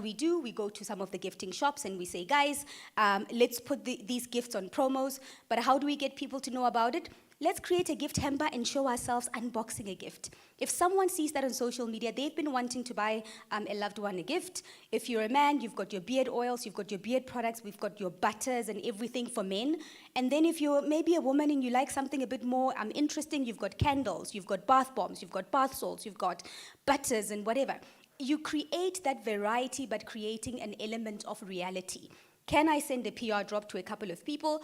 And influence doesn't necessarily mean popular. When I say influencers, I know some people tend to think, the social media popular people. An influencer could be someone in corporate. I do a lot of this in corporate. I will identify a key player at Bank X, and I will say, hey, dude, we're doing some corporate gifting or Christmas gifting. I just want to send you a hamper, give me your address. That is how you leverage influence through, influence consumption through marketing. I send them the hamper, and before you know it, sorry, we're doing a team function for year-end closing function for our PAs. This actually is a true story. We need 50 hampers of XXX. And that's, I've influenced consumption. I've told the team, these materials have been sitting on the floor for quite some time. We need to figure out how we push them out, because they're going to expire soon. And you push them out like that, through gifting, through marketing initiatives that are creative but that also feel real. The second thing I want to talk about is key ingredients for successful social media. I know that sometimes it feels like, social media is a lot, and that's true, it is a lot. The fact that I have to walk in and already I've pushed out 2 reels on our thingy, tagging proudly SA, it's a lot, right? And it also means that sometimes it steals your ability to actually unplug and absorb the moment. And I'm gonna tackle some of those things that I think might be helpful. The first thing to get a successful social media, and success doesn't necessarily mean 1 million followers, it just means effective. The audience that I'm curating this content for sees the content, engages the content, and actually takes some action from the content. Even with an account from 500 people, you can actually do that. The first thing is social media platform fit. I see this so many times where, someone runs a beauty and wellness business and they're selling, a hyperpigmentation mask like the one we have at Masodi on LinkedIn. And of course, that's likely an audience. There's people on LinkedIn who will probably have hyperpigmentation issues or acne issues that they want to tackle. But there's a way to sell on LinkedIn that will work on LinkedIn. And so when I'm just thinking about the different platforms, LinkedIn is more for if you're doing business to business kind of business. If you want to sell to other businesses, it's a great platform. Masodi Organics, for example, we see ourselves more as a business to consumer business, but I actually still post on LinkedIn. What do I post? The journey. Why? Because a possible funder could be on LinkedIn. I'm also selling to funders, right? I'm selling to funders, I'm selling to retailers, I'm selling to gifting shop owners, I'm selling to even heads of heads of departments in different organizations, because I want them to get into the gifting offering that we have. But there's a way, the content that I create on Twitter or on Instagram, I don't necessarily have to push on LinkedIn, simply because LinkedIn is more of a professional setting. And the crazy thing about LinkedIn, in my view, is that if I like something, it tells everyone voluntarily, Liz Lizolo has liked this. And oftentimes then people, ordinarily, who want to like your thing sometimes they'll see they want to like it, but they're like, yo, I can't have other people know that I am liking or I am endorsing this thing. So there's that element of shame. When you share on LinkedIn, share your journey, share sort of like your milestones. Are we opening a new shop? Throw it on LinkedIn, and someone might say, hey, if you need a funder, let me know. Are you looking for franchises on a broader level? Yeah, throw it on LinkedIn. Why? Because a couple of people who have the kind of money might be sitting there actually working in corporate, senior management, and just looking to invest in a couple of things. So those are the kinds, and you also do then have other types of customers who say, I'm not exactly a customer for your product, but I have a friend who works at Clicks and who might want to look into listing your product. These kinds of things are important, especially when you're looking to be serious, because if you post something and someone says, hey, I have a friend to connect you with, and you don't take that forward, then you've sort of like lost credibility in that moment. The second platform I'm going to talk about is Instagram. Instagram I find to be more accepting and more laid back and more forgiving than many platforms I've seen. And one of the things that I like about Instagram is that it's a very sort of like photographic, videographic kind of platform. You don't feel the pressure to create videos if you don't want to create videos, because you can always share pictures. But now it's encouraging the real culture of creating videos, but it's done it in a way that is so easy. Reels, you can just take 3 little videos, edit, cut and paste here and there. Of course, it's probably easy because I do it a lot in my days, but it's one of those things that does not seek perfection from you. So wherever you are, you can actually start small, start shady. If you go back to Masudi Organics' social media page from when we started, it's absolutely cringeworthy. I don't cut it out because I want to be able to track how far we've come and how much we're learning and how much we're developing. But I think social media, like Instagram, is more forgiving, is more open to different things. You can share your journey, you can share the product, you can share pretty much everything. Twitter, I think Makhumalo said it well. Me, I'm scared of Twitter. Let me just tell I'm scared of Twitter because, Twitter feels like it's a space that is more activism focused, and it's got its place in society. And we actually also enjoy a lot of engagement and a lot of support from Twitter. But what I would say on Twitter is that be straight to the point. Don't be too extra about things. If you're sharing a product, be factual. This product does 1, 2, 3. This is where you can buy it. Interestingly, they don't respond as well as I would have thought they do to video content. So focus on picture content on Twitter. Twitter is like, you have 3 seconds of my time. I don't have more than that to give to you. Within 3 seconds, I need to see, scroll, and move. And if you give people what they're looking for, you'll be surprised at how far a tweet can go. It's the easiest place, in my view, to be viral. Probably now after TikTok. And then you have TikTok, which is the new thing that I am struggling with. TikTok is one of those interesting platforms that I think levels the playing field. Anyone can go on TikTok today and potentially go viral and potentially go big within 24 hours. Anything can happen. So the fact that we've built our TikTok account probably for 6 months now, we're very late on that platform, and we're close to 1,000 followers. For me, looks like an underachievement, a huge one, simply because I've seen other accounts within 3 months, people are already moving huge numbers. What am I saying? I'm saying if you're looking for a lotto that is like probably more likely you can win, TikTok is the platform to go. People on TikTok just go on there and say something stupid in one line and this thing blows up. Not only does it blow up, but it moves to every other platform as well. I've never seen tweet move that much to Instagram and LinkedIn, but TikTok videos you find across the board. So if you can actually do well on TikTok, I suspect you can also do well on every other platform. That's that on getting on the right platform to make sure you're marketing to the right people. The second thing is content creation, which is, I guess, for most people, something that is more daunting. Firstly, you don't have to create your own content. Now I was just sharing that I'm tired of creating content, and I'm looking for who? Students. Why? I'm a small business. We cannot afford to pay, a huge, big professional people to come and create our own content. I've invested in some cameras, some lights myself. So I have a mini studio because we're in the beauty space. We need to be able to showcase the best of what we offer. And these things can vary in price.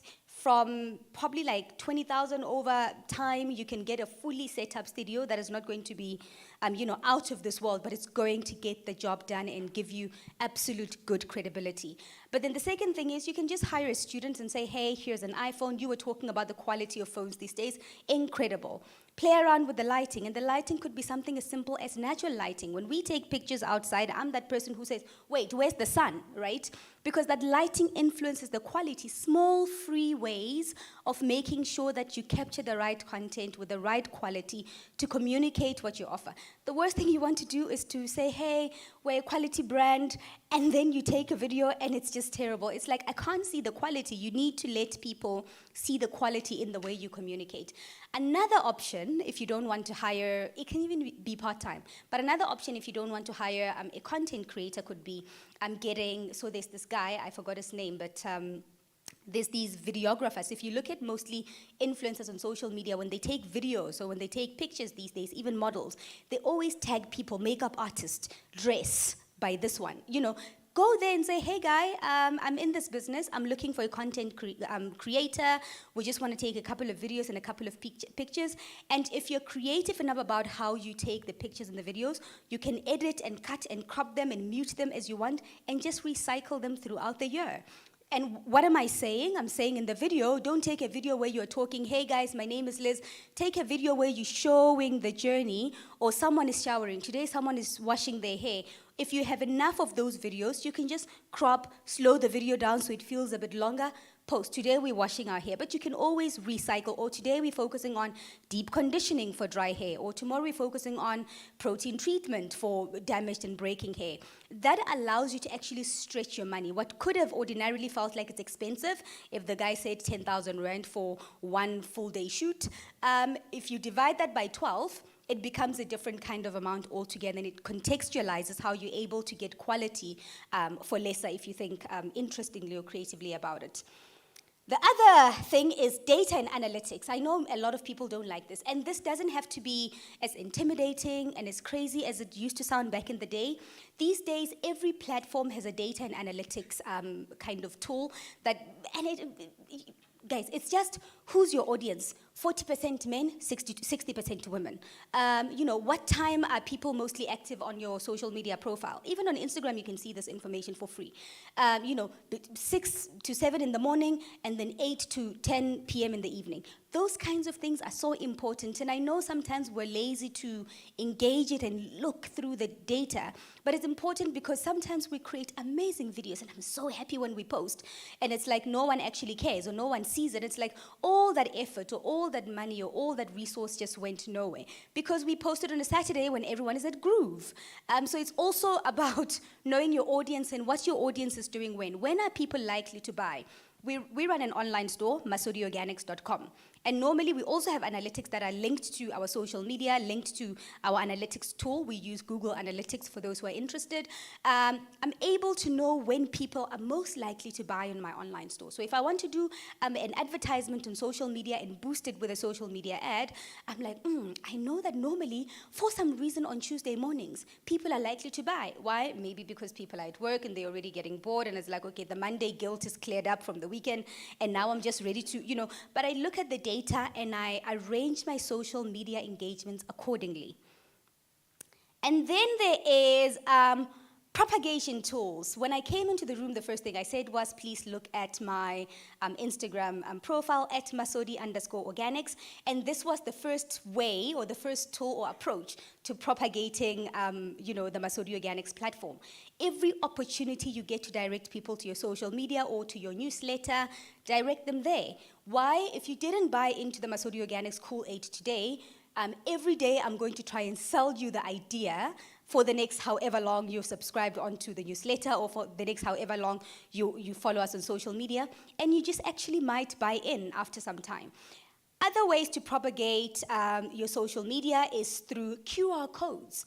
There's a platform called QR codes. If you just go to Google and you say how to create a QR code, you can create a QR code and link it to any link. For example, there's a QR code for Masodi Organics online store. So you create the QR code, and then it says put in the link where you want people to be directed to when they scan this QR code. I have one that has the link for Masodi Organics Instagram profile. I have one that links to Masodi Organics' newsletter sign up. I have one that links to Masodi Organics' online store. Why is that important? People don't want to labor to follow you, or people don't want to labor to be able to reach. It's like, listen, you're asking, I'm sitting here, I'm like, I didn't need your products. You're trying to convince me to buy your products. So make it easy for me to suss you out. Make it easy for me to reach you or to buy. So QR codes are a very new, interesting way. Had I listened to Gudwano, if she said, do you want a presentation? I would have probably put the QR code up there instead of my picture, because you can't do anything with my picture. And what would you have done? You would have just scanned with your phone, immediately gone to Masodi Organics' Instagram profile, followed. You would have scanned on your phone, gone to Masodi Organics online store, seen the full range of the beard care products, the skin care products, the hair care products, without me trying to convince you about something you cannot conceptualize or imagine in your minds. The other way to propagate your social media platforms is hashtags. So normally when I post anything, I will always start with hashtag Masodi, hashtag Masodi Organics. Why? I want to be able to keep an alternative record trail to the brand outside of Masodi Organics, the handle. Sometimes handles get hacked and they belong to someone else. Some guy who's sitting in some other country somewhere hijacks your account. This has happened to a couple of local brands, and then suddenly the content doesn't belong to you anymore. And sometimes, or oftentimes, they actually don't delete the content. They continue faking being you. What does that mean? At least people who are looking for Masodi can still come at Masodi Organics hashtag and still find something that's related to us. Cool. Whew, is that a lot? Other things that I think are helpful are in-app functionalities. Every social media app has tools and functionalities that are geared at helping you become a better content creator. What do I mean? Instagram has created Reels to be able to help you curate your video content better and more optimally. The Reels can vary from something as small as like 5 seconds to 1 minute. It makes life so much easier. So for people who feel like, I'm intimidated, I promise you, all you need to do is to get through the first week of trying to figure it out, and it's the hardest. But once you've cracked the first week, then you can keep going, and then it gets better. And if you feel like you don't have the muscle for that because as a business owner or as an entrepreneur, you have many other burdens to carry, you can find someone who can actually use those tools. Things like filters. Sometimes you have like funny ear filters that can just actually make people laugh and make you go viral. When you look at like the kind of videos Khomoza was talking about for his pizza store, they were so fun, they were catchy, they were like, oh man, I feel like this is so cool and fun and chilled, right? People are looking for that kind of thing. There's so much heaviness around. Those kinds of things, I don't have to turn into a clown myself. There's tools to sort of like take Liz and package her as a clown, and people laugh and people go to the link and hey, I'm making sales, right? So use some of those tools. One thing I've learned about running the Masodi Organics Instagram account and content creation is the power of the human face and human voice. And I'll talk about what I mean there.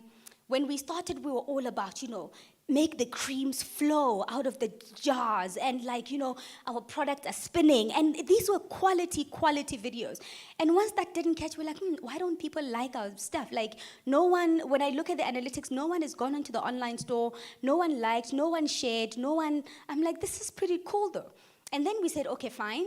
Every time I do an Instagram live, and Makumalo talked about Instagram lives and collaborations, every time I did an Instagram live or a collaboration, people actually engaged. And I said, I think people actually, no matter how much I'm trying to run away from being the face of this business, people want to see other people. People want to engage real humans. So we said, okay, fine, we're going to start creating content. I'm going to be in there, and then we play music. Yeah, the engagement went up a little, but not as impressive. And what I've learned is people want you to talk to them as you are making that content. And there's two ways you can do this. One is you can do your washing. If you can't shower and talk at the same time. That's not practical. What I've done is I mute whatever sound from the background, or maybe I let the shower water sound still come through, and then I just do a voice over that. Hey guys, today I'm showing you how I'm doing a sensitive skincare body routine, and what I'm starting with is a body scrub. It's going to exfoliate my dead skin cells. It's already also there, right? The content is already there. And then when I'm done, I'm going to sort of like, apply my mask or whatever, and then body serum, and then when I'm done, I'll come in with a butter. This butter, I love it so much, guys, because it does 1, 2, 3. People want to hear a voice and people want to see a face. And I think it's such a pity because this is the most exhausting or tolling or demanding kind of content to take. But it's so rewarding if you can do that because people have a face they trust, and before you know it, people start taking you as the expert for whatever field you're creating content for. And then there's social media ads. I don't know how many people actually run social media ads, but I think these things are so important for two things. One is it exposes, you actually buy an audience, right? It exposes your content to people who ordinarily would not have been exposed to. I know that, if I can get people in all the corporate offices to buy Masuri Organics, I would, because they are my target market. But most of them are actually not on social media or not on Instagram like this. So it's like, how do I reach them? If they are on Instagram, they have that account that is private, so they don't even follow you, and they have like 7 pictures or something. They're not as invested. They will come in once a week. They will like something, and listen, they're very decisive. When they come onto their account, sorry, I like this mask, how can I buy? Shop. You'll never see them again. They're not here to be, go Masodi. They're not there, right? So how do I reach this person? Social media ads helps you tailor your segment for who sees this content. What are they interested in? I want them to be interested in pets, in eating healthy, I list the thing. What age are they? What gender are they? And that allows me to tap into an audience that ordinarily would not follow me, but I know they are of value to me. But the second thing it also allows me to do is to have broader reach. For example, sometimes you'll run an ad and it says, this ad has had like 27,000 impressions. And I'm like, ordinarily, we don't push those kinds of numbers. But because of the ad, whether people engaged or not, I've planted the seed. Another tool was partnerships or influencers. Partnerships are so important. Currently, Masuri Organics is doing a partnership with one of your other Proudly SA members, Your Coco, the ice cream, the vegan ice cream. What did we do? Your Coco does vegan ice cream. We used to operate from the same business park. She reaches out, she says it's festive season. I think let's do something around scoops. She calls them scoops. So she says, let's do scoops and bath soak. We said, okay, fine, we're gonna put in 2 tubs of your ice cream in this hamper. We're gonna put in my candle, we're gonna put in my bath salt, and we're gonna put in a special colored bath bomb for festive season. And what does that do?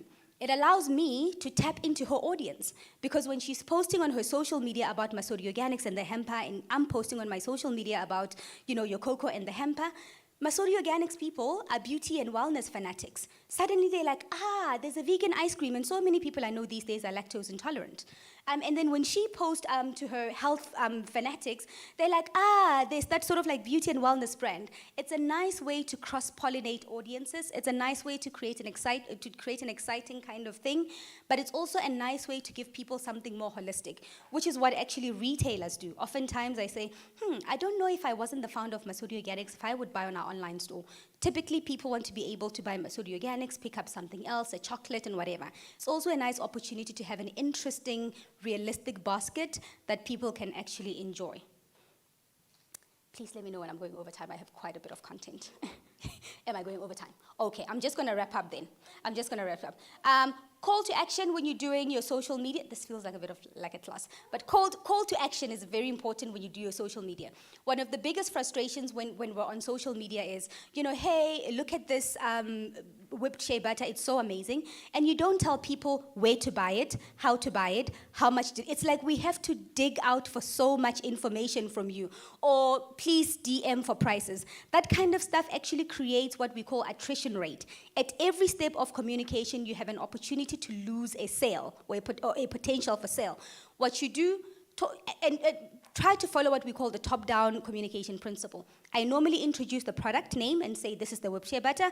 Very quickly, I talk about the issues it addresses, because people want to know, is this for me or is it not for me? Okay, this one tackles dry skin, suitable for sensitive skin, also long-lasting, 48-hour long-lasting moisture.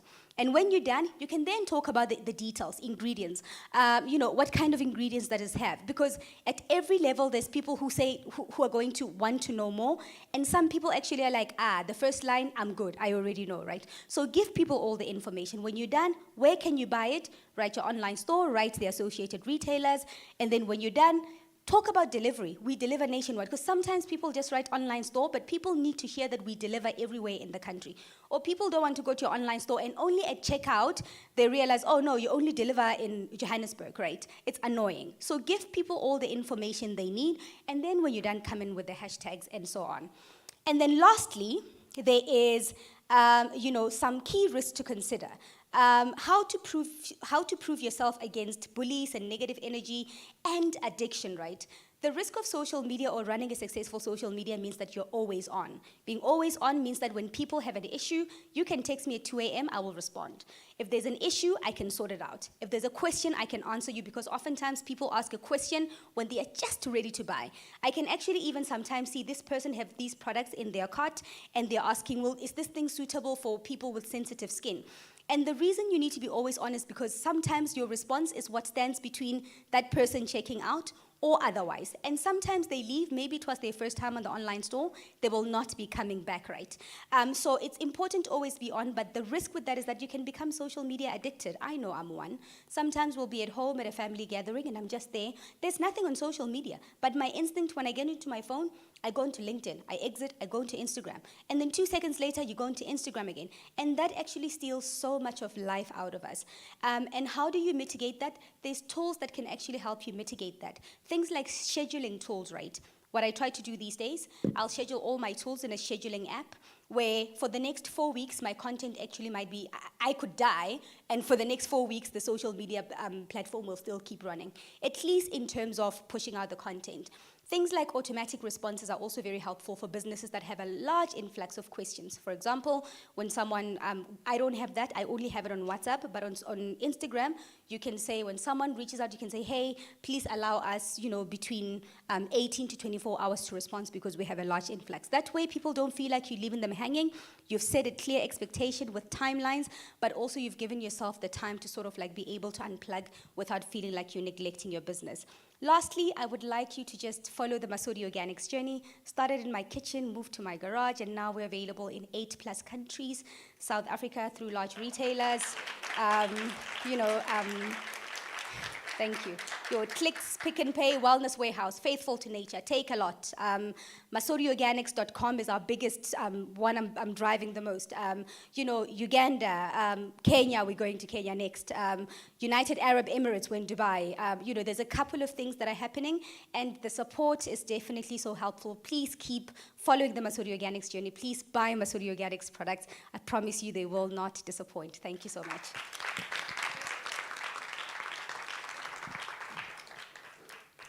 Thank you so, so much, Liz. Another round of applause, please. Yeah.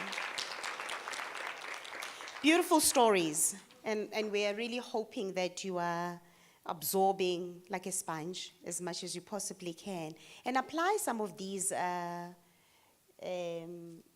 ideas that you don't have to pay for. Wait, let me brand myself. Wait.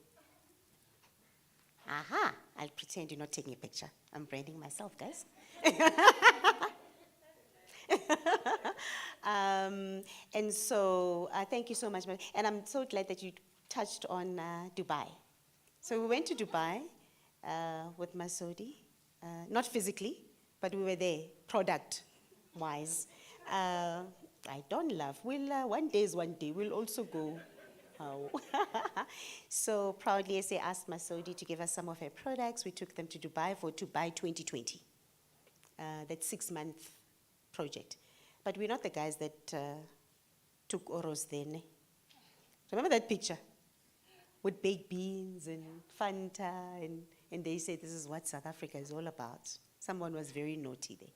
wanted us to trend for nothing, but anyway. So took Masodi's products there to showcase, and she mentioned Romania. I think you did. No? Okay. So there was somebody who was interested in your product from Romania who was in Dubai, because Liz was a panelist in a forum that we organized during that time. And somebody said online, I'd like to talk to her.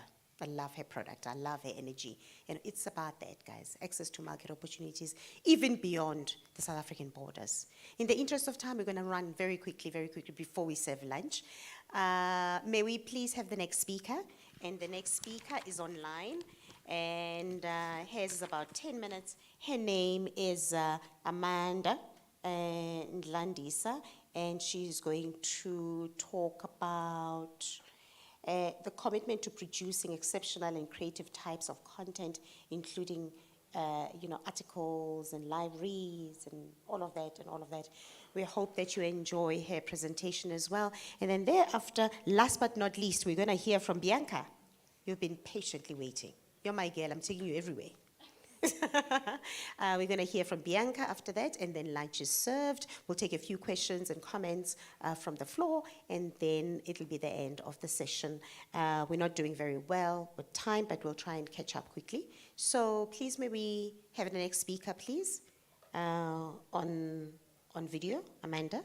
Good day, everyone. My name is Amanda Ndlandisa. I am a journalist, a copywriter, and sometimes a social media manager. I am not here to take too much of your time. I just want to talk a little bit about the importance of copy content when it comes to your business plan, your business objectives, or anything that has to do with your business. A lot of people might not see the point of copywriting or content when it comes to the greater scheme or the greater part of their business, but it is very important. There are so many benefits when it comes to including copywriting as part of your business objectives, and I'm here to just give you a few reasons why you should invest in copywriting, content, and anything that has to do with putting your business out there in the world of social media, digital marketing, newsletters, anything that will require you to have a copywriter. Content is king. I'm sure you guys have heard this before, but maybe you don't know exactly what it's supposed to mean. It just means that you need someone to put your message into words. You know what your business does, you know what your business objectives are, but sometimes you do need someone who's going to actually put that in a Word document and write a clear, concise messaging for you and your business. Writing and putting out clear messaging will not only help you put your business out there, but it also helps build trust amongst an audience. Once you find who your audience is, obviously aligned to your business objectives, it becomes easier to write for them, and it becomes easier to talk to them. And that's where copywriting comes in. A copywriter will come in, look at who you're talking to, look at what kind of message you're trying to put out there, and talk to your audience. And once you have that relationship with your audience where they feel like you are talking to them, anything after that is going to be easy. Creating copy that talks directly to the audience you're speaking to also creates trust. Whatever it is that you are selling or marketing, you do want the people that you are marketing it to trust you. Once the people feel as if they can trust you, anything from there is possible. People can start being your brand advocates just from the way you speak to them. 1,000 reasons why copy and content is important. One of them, for me, the most important, is that when you incorporate copy in your business, and you probably have a website or you have social media channels, the more you write and the more you talk about your business in writing form, it will help push you higher in search engines, which means that when people are looking for you, they don't have to look too far for you. So that's one of the reasons why I say that copy is very important to incorporate as part of your business objectives. Having a content strategy and having copy always available also might actually end up helping you when it comes to partnerships. If you want to partner with another brand or you want to put yourself out there, the first thing people do is go search for you on Google. They search for you on social media. When you have that strong presence and you have good copy, you do seem like an authority in whatever industry or whatever space that you are in, and that's what people look forward to. And it all comes back to writing clear, concise copy for your audience. As mentioned, having copy that talks about your business, it puts you in a position of authority. If your business deals with mining supplies, and if I'm searching for mining supplies and your business comes up, not only does your business website comes up, but I also want to see what is your CEO doing on LinkedIn. Is he writing articles on LinkedIn to put him in a place of authority when it comes to the industry leaders in that space?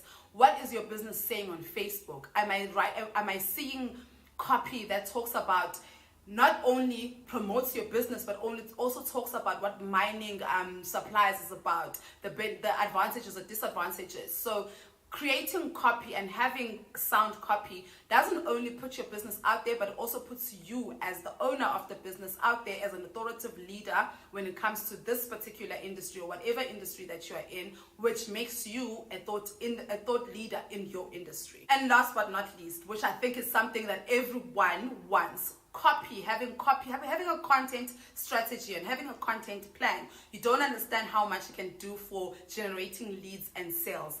Going back to when I'm looking for a business online, I search, and when I search, whatever comes up is what I will perceive to be what your business is about. If all that comes out is just your website, there's no newsletter, there's no thought leadership articles from your CEO, there's no social media copy outside selling what you do, I might not trust you as much. But if I search for your business and your website comes out, and in your website I can download a newsletter, I can click to see what your CEO is talking about on LinkedIn, I can click to see what you guys are talking about on Facebook and Twitter and other social media platforms, then it makes me want to trust you and makes me want to buy into whatever it is that you're selling, because obviously you know what you're talking about. And all of this can be done by creating an amazing content strategy. It does not take a lot. You just need someone in the industry who can do it for you. In my experience with handling SMEs, I have noticed that copy and social media and content strategies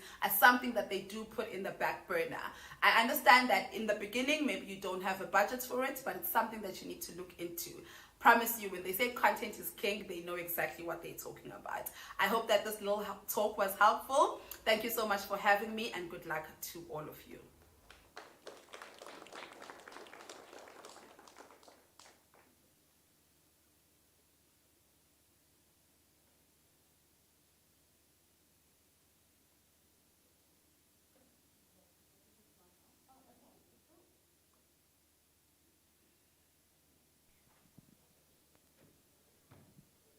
Is everybody still good? Awesome, we're just going to plug in here.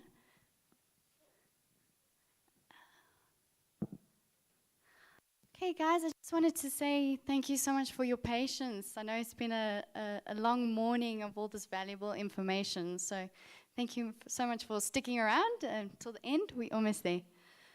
All right, so my name is Bianca, and I'm the owner of House of Freya. House of Freya. I started the business just this year. Just a little bit of insight. I've been an employee for 10 years in the world of content creation and social media marketing. And one day I just decided I'm going to do my own thing. I had no plan. I had no backup. I had no savings. I had nothing. And I started that day. It's been really tough, but here we are. So I'm really excited to share my journey with you. So who we are. So, I don't know. Hello? Is it good? Okay. So we put the fire into creative and all things visual content. We do content creation, we do social media management, paid media strategies, brand and marketing strategies, visual brand communication strategies, and pretty much creative ideation for anything. So if you need a cool idea, we've got cool ideas. And we really pride ourselves on creating opportunities specifically for South Africans and specifically for the youth and specifically for women.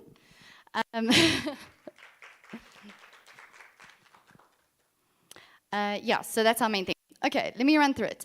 So over here I've got a couple of... Sorry, is it me? No, okay. All right. So here's a couple of logos of clients that I've personally worked with other production companies over the years. As you'll see, we have brands from Hunters to MTV and even to local brands such as a Sustainable Fashion. Thank you. Yeah, the last person with the luck. Thank you. To even local brands. For example, there's a brand here called Ipikoko, which is a local fashion designer, sustainable fashion, which I'm wearing right now. And thank you. So I'm supporting local all the way. Just a little bit of insight. So what we do is what I've worked on is from TVCs to TV series, online content, music videos, everything along that line. All right, so everybody here, can you please take out your phone right now? I'm propagating, Liz. So there's a QR code right here. If I can please ask you to all scan that with your phone. This will take you to our Instagram page. And over there, if you can please follow, show some love, show some local support.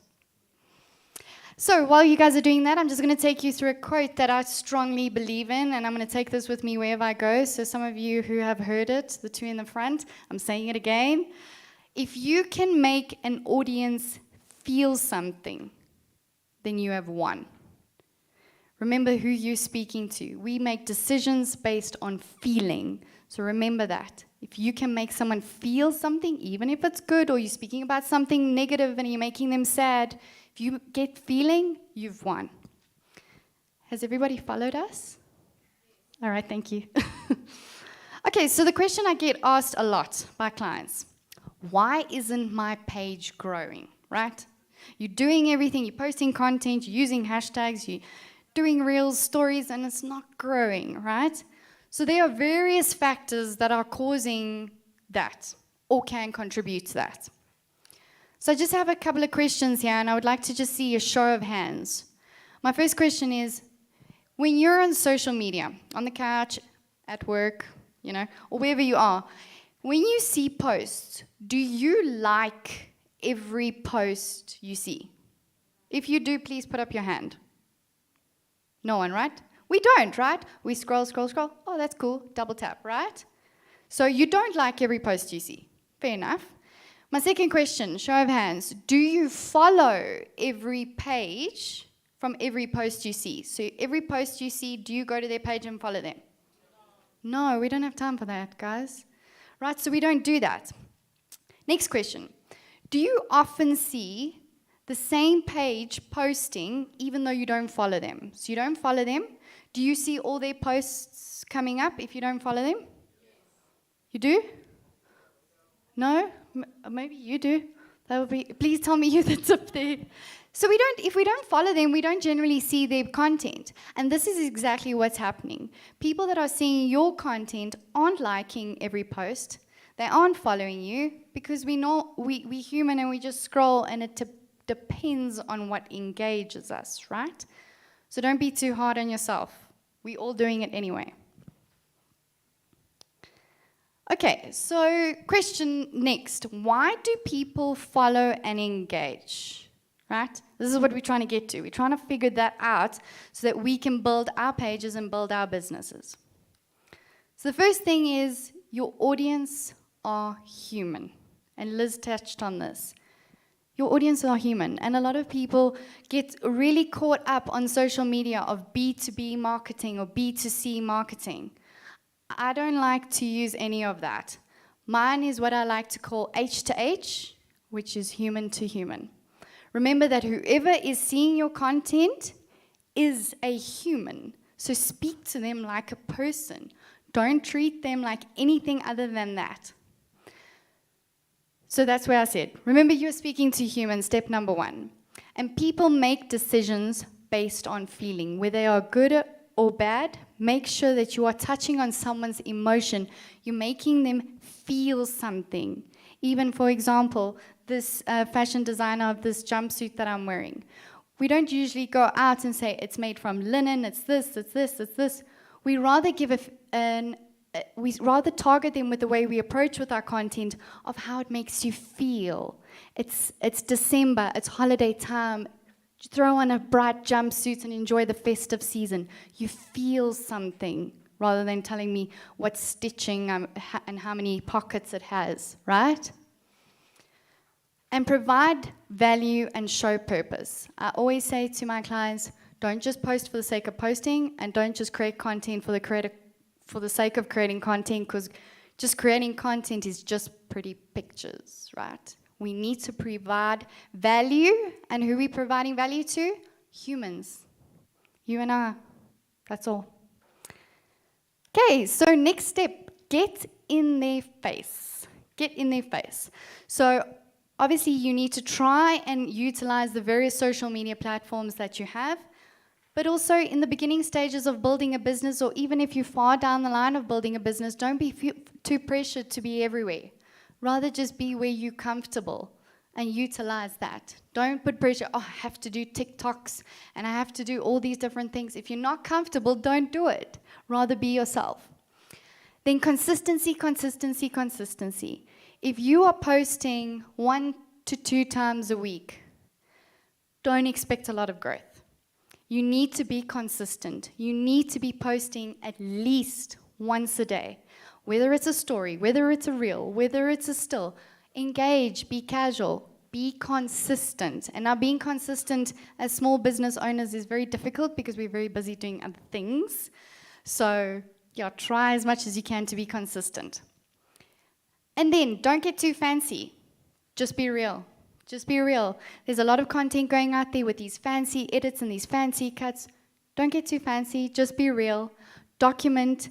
Show what's happening. Even if you're having a cup of coffee, you're stuck in traffic. If you're stuck in traffic, for example, and you share a little story saying, oh my gosh, traffic because of Eskom and the robots are out, guess what? You're relating to somebody else and they'll feel you and they'll, relate to you.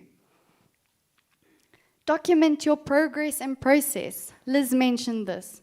Very easy way to get content. Whatever you are doing, whatever your business is, document your process. Whether you just received your pizza boxes that you're going to brand, document it. Delivery just arrived. We're now, stacking them up, getting ready to package them. Document your process, even if it's your own personal process. People like, on social media, a lot of times we all happy and everything's going great. Do you know what your audience likes as well? When things aren't going great. So if you're having a tough day and you just stepped in a puddle of water, or your emails aren't working, if you want to share it, someone's going to relate. So be real and document your process. Then paid media, we sort of touched on paid media. So paid media seems to be like a very complicated space because there's a lot of data and analytics and targeting and demographics and psychographics. So the main thing is if you're starting out, a paid media strategy will definitely help you in targeting the right audience. But you can just start with boosting. And on Instagram, you can do it right from your phone. You can just go to a boost. You can put the amount that you want to do. If you want to do 100 Rand for 4 days, you can target the audience there. Boosting and paid media helps you with one main thing. In the beginning, we spoke about, do you like every post you see? Do you follow every post, blah, blah, blah. Paid media gets you in front of the person who is your target audience. There are many brands and businesses out here which each of us will want to buy from and support, but we don't know them because we just didn't see them. It's not that we weren't supporting you guys, it's just we haven't seen you. So paid media helps you to get in front of the right person. So it is a little edge, especially when building your pages, is to use a little bit of boosting just to get to the right person. Once you go to the right person, they will share and you'll get to more of the right people and you'll be able to build your community like that. All right, so with your social media, have a plan, but be flexible. So what I mean by that, what we do in House of Frey is we generate strategized content plans on a monthly basis, which maps out your posts for each day during the month, captions, hashtags, posting dates, posting times. So that's obviously quite intensive, but you yourselves with your business can do a plan. Draw up a calendar, put out in the week which posts you want to do. This one's a photo of me trying on the new glasses that I have. This one is one of this. This is a reel. This is a reel of me walking my dog. Do a little plan and try and schedule that into your day to have some sort of structure, but then be flexible. Because what happens is things change, things come up that you're not planning, and you still want to share it with people and share your journey. So have a plan, it really does help. From my side, even though we are a social media and content creation agency, I find it very difficult to get myself to put myself on camera and share with the audience, because firstly, for 10 years, I've been a person who's been behind the camera, not in front of the camera, and it really freaks me out. So having a plan sort of puts you to focus on what you need to do. And like Liz mentioned as well, don't be afraid to put your face on camera. For me, it's the scariest thing in the world, just like standing here right now. But try it out. Try it out. Okay, so why is content important? As the last speaker said, content is king. I totally agree with that. But what I believe is content is king, but strategy is queen. So some content tips. Okay, so we all telling you today, okay, you need to shoot content, edit it, post it, do your caption, do your hashtags, be consistent, be amazing, right? Okay, so few tips that I can share with you. One is create your own content. It's always great if you can have somebody else create content for you.